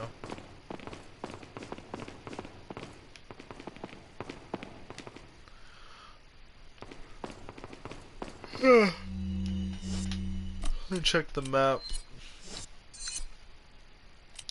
Nope, nothing. But there is a treasure further ahead.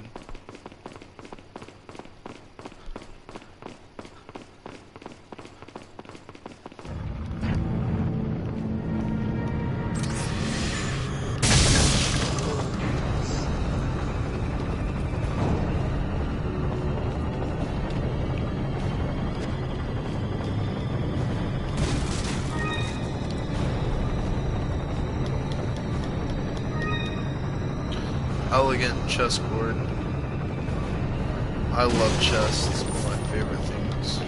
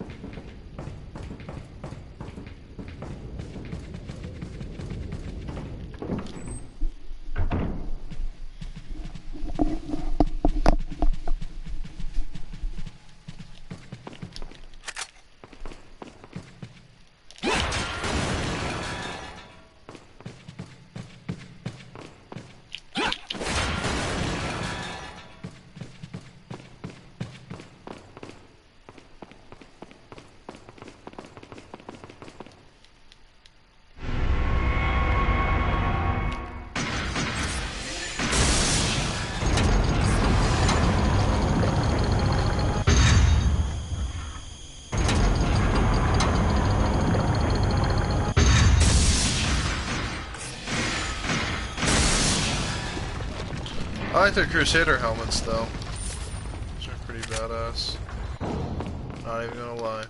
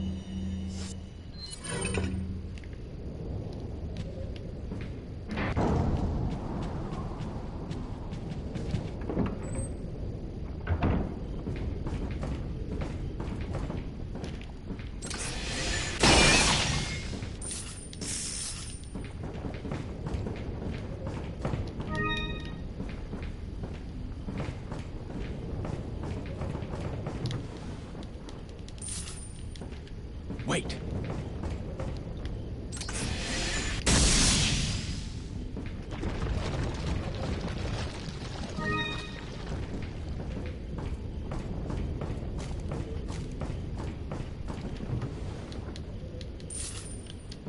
Follow me.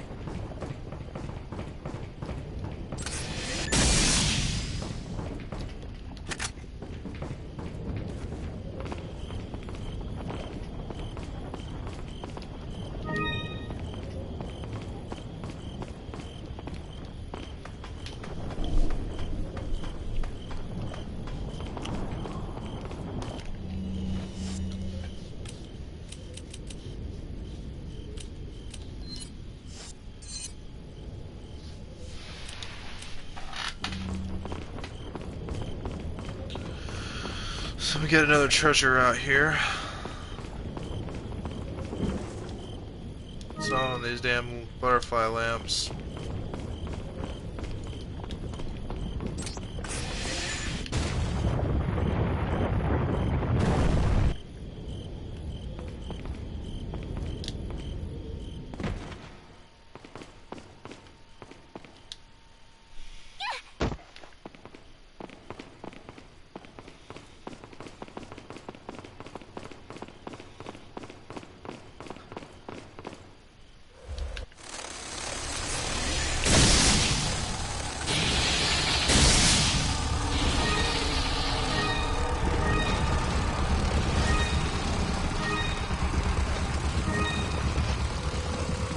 You sound exhausted, are you okay? Yeah, just tired because just with work and with having to be on third shifts, I have to force myself to sleep during the daytime. And I'm not a nighttime person, really. I mean, I am. I love being up late at night and whatnot, but like I can't like sleep during the daytime. My body has been conditioned from years and years and years to go sleep at night. It's hard to sleep during the daytime. You got all that light from the sun getting in your face, and it's like everyone's doing shit, and then if people are having a loud conversation, you can hear it. There's nothing you can do about it. Like, I don't know, man. There's just so much shit, man.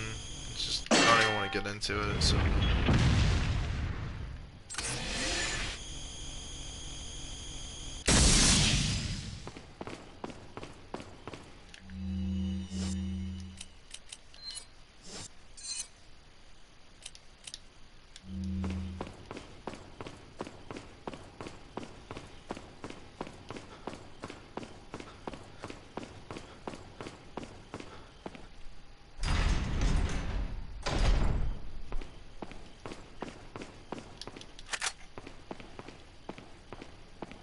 My man. Welcome. Got a selection of good things on. What are you selling? Is that all? Thank you. Is that all? Thank you. Holy shit, we have over 1 million. I just now realized that.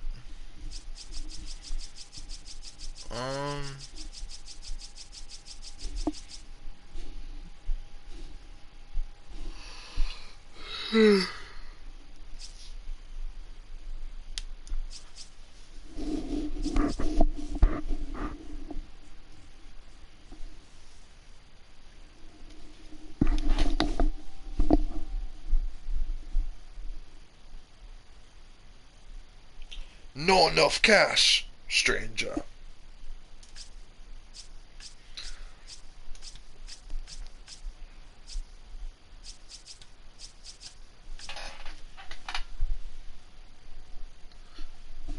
So, the elegant mask is like 20 grand. Maxed out these things here, these gold, bangle, I don't know, it's like a wrist thing, I don't know. I don't know much about jewelry, but they're 8 grand a piece.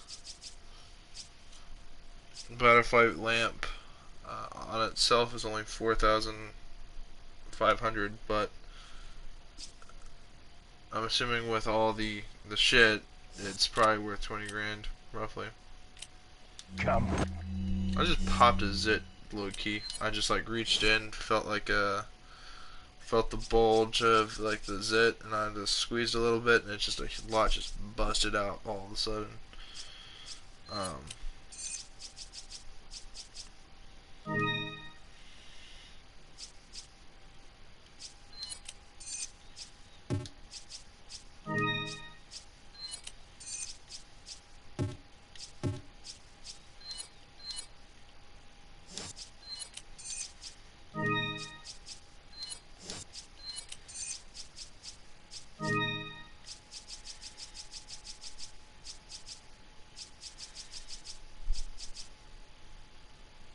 so we got 2 of these fully maxed out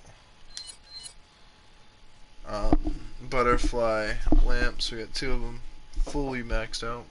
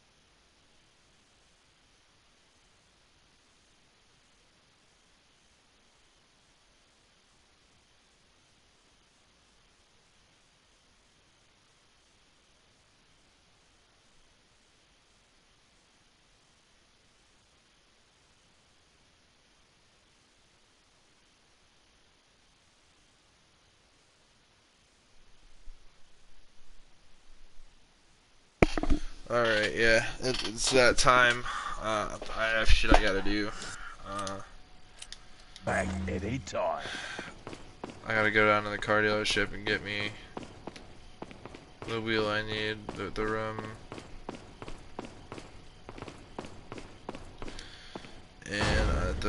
I have to order my part, for my antifreeze hose.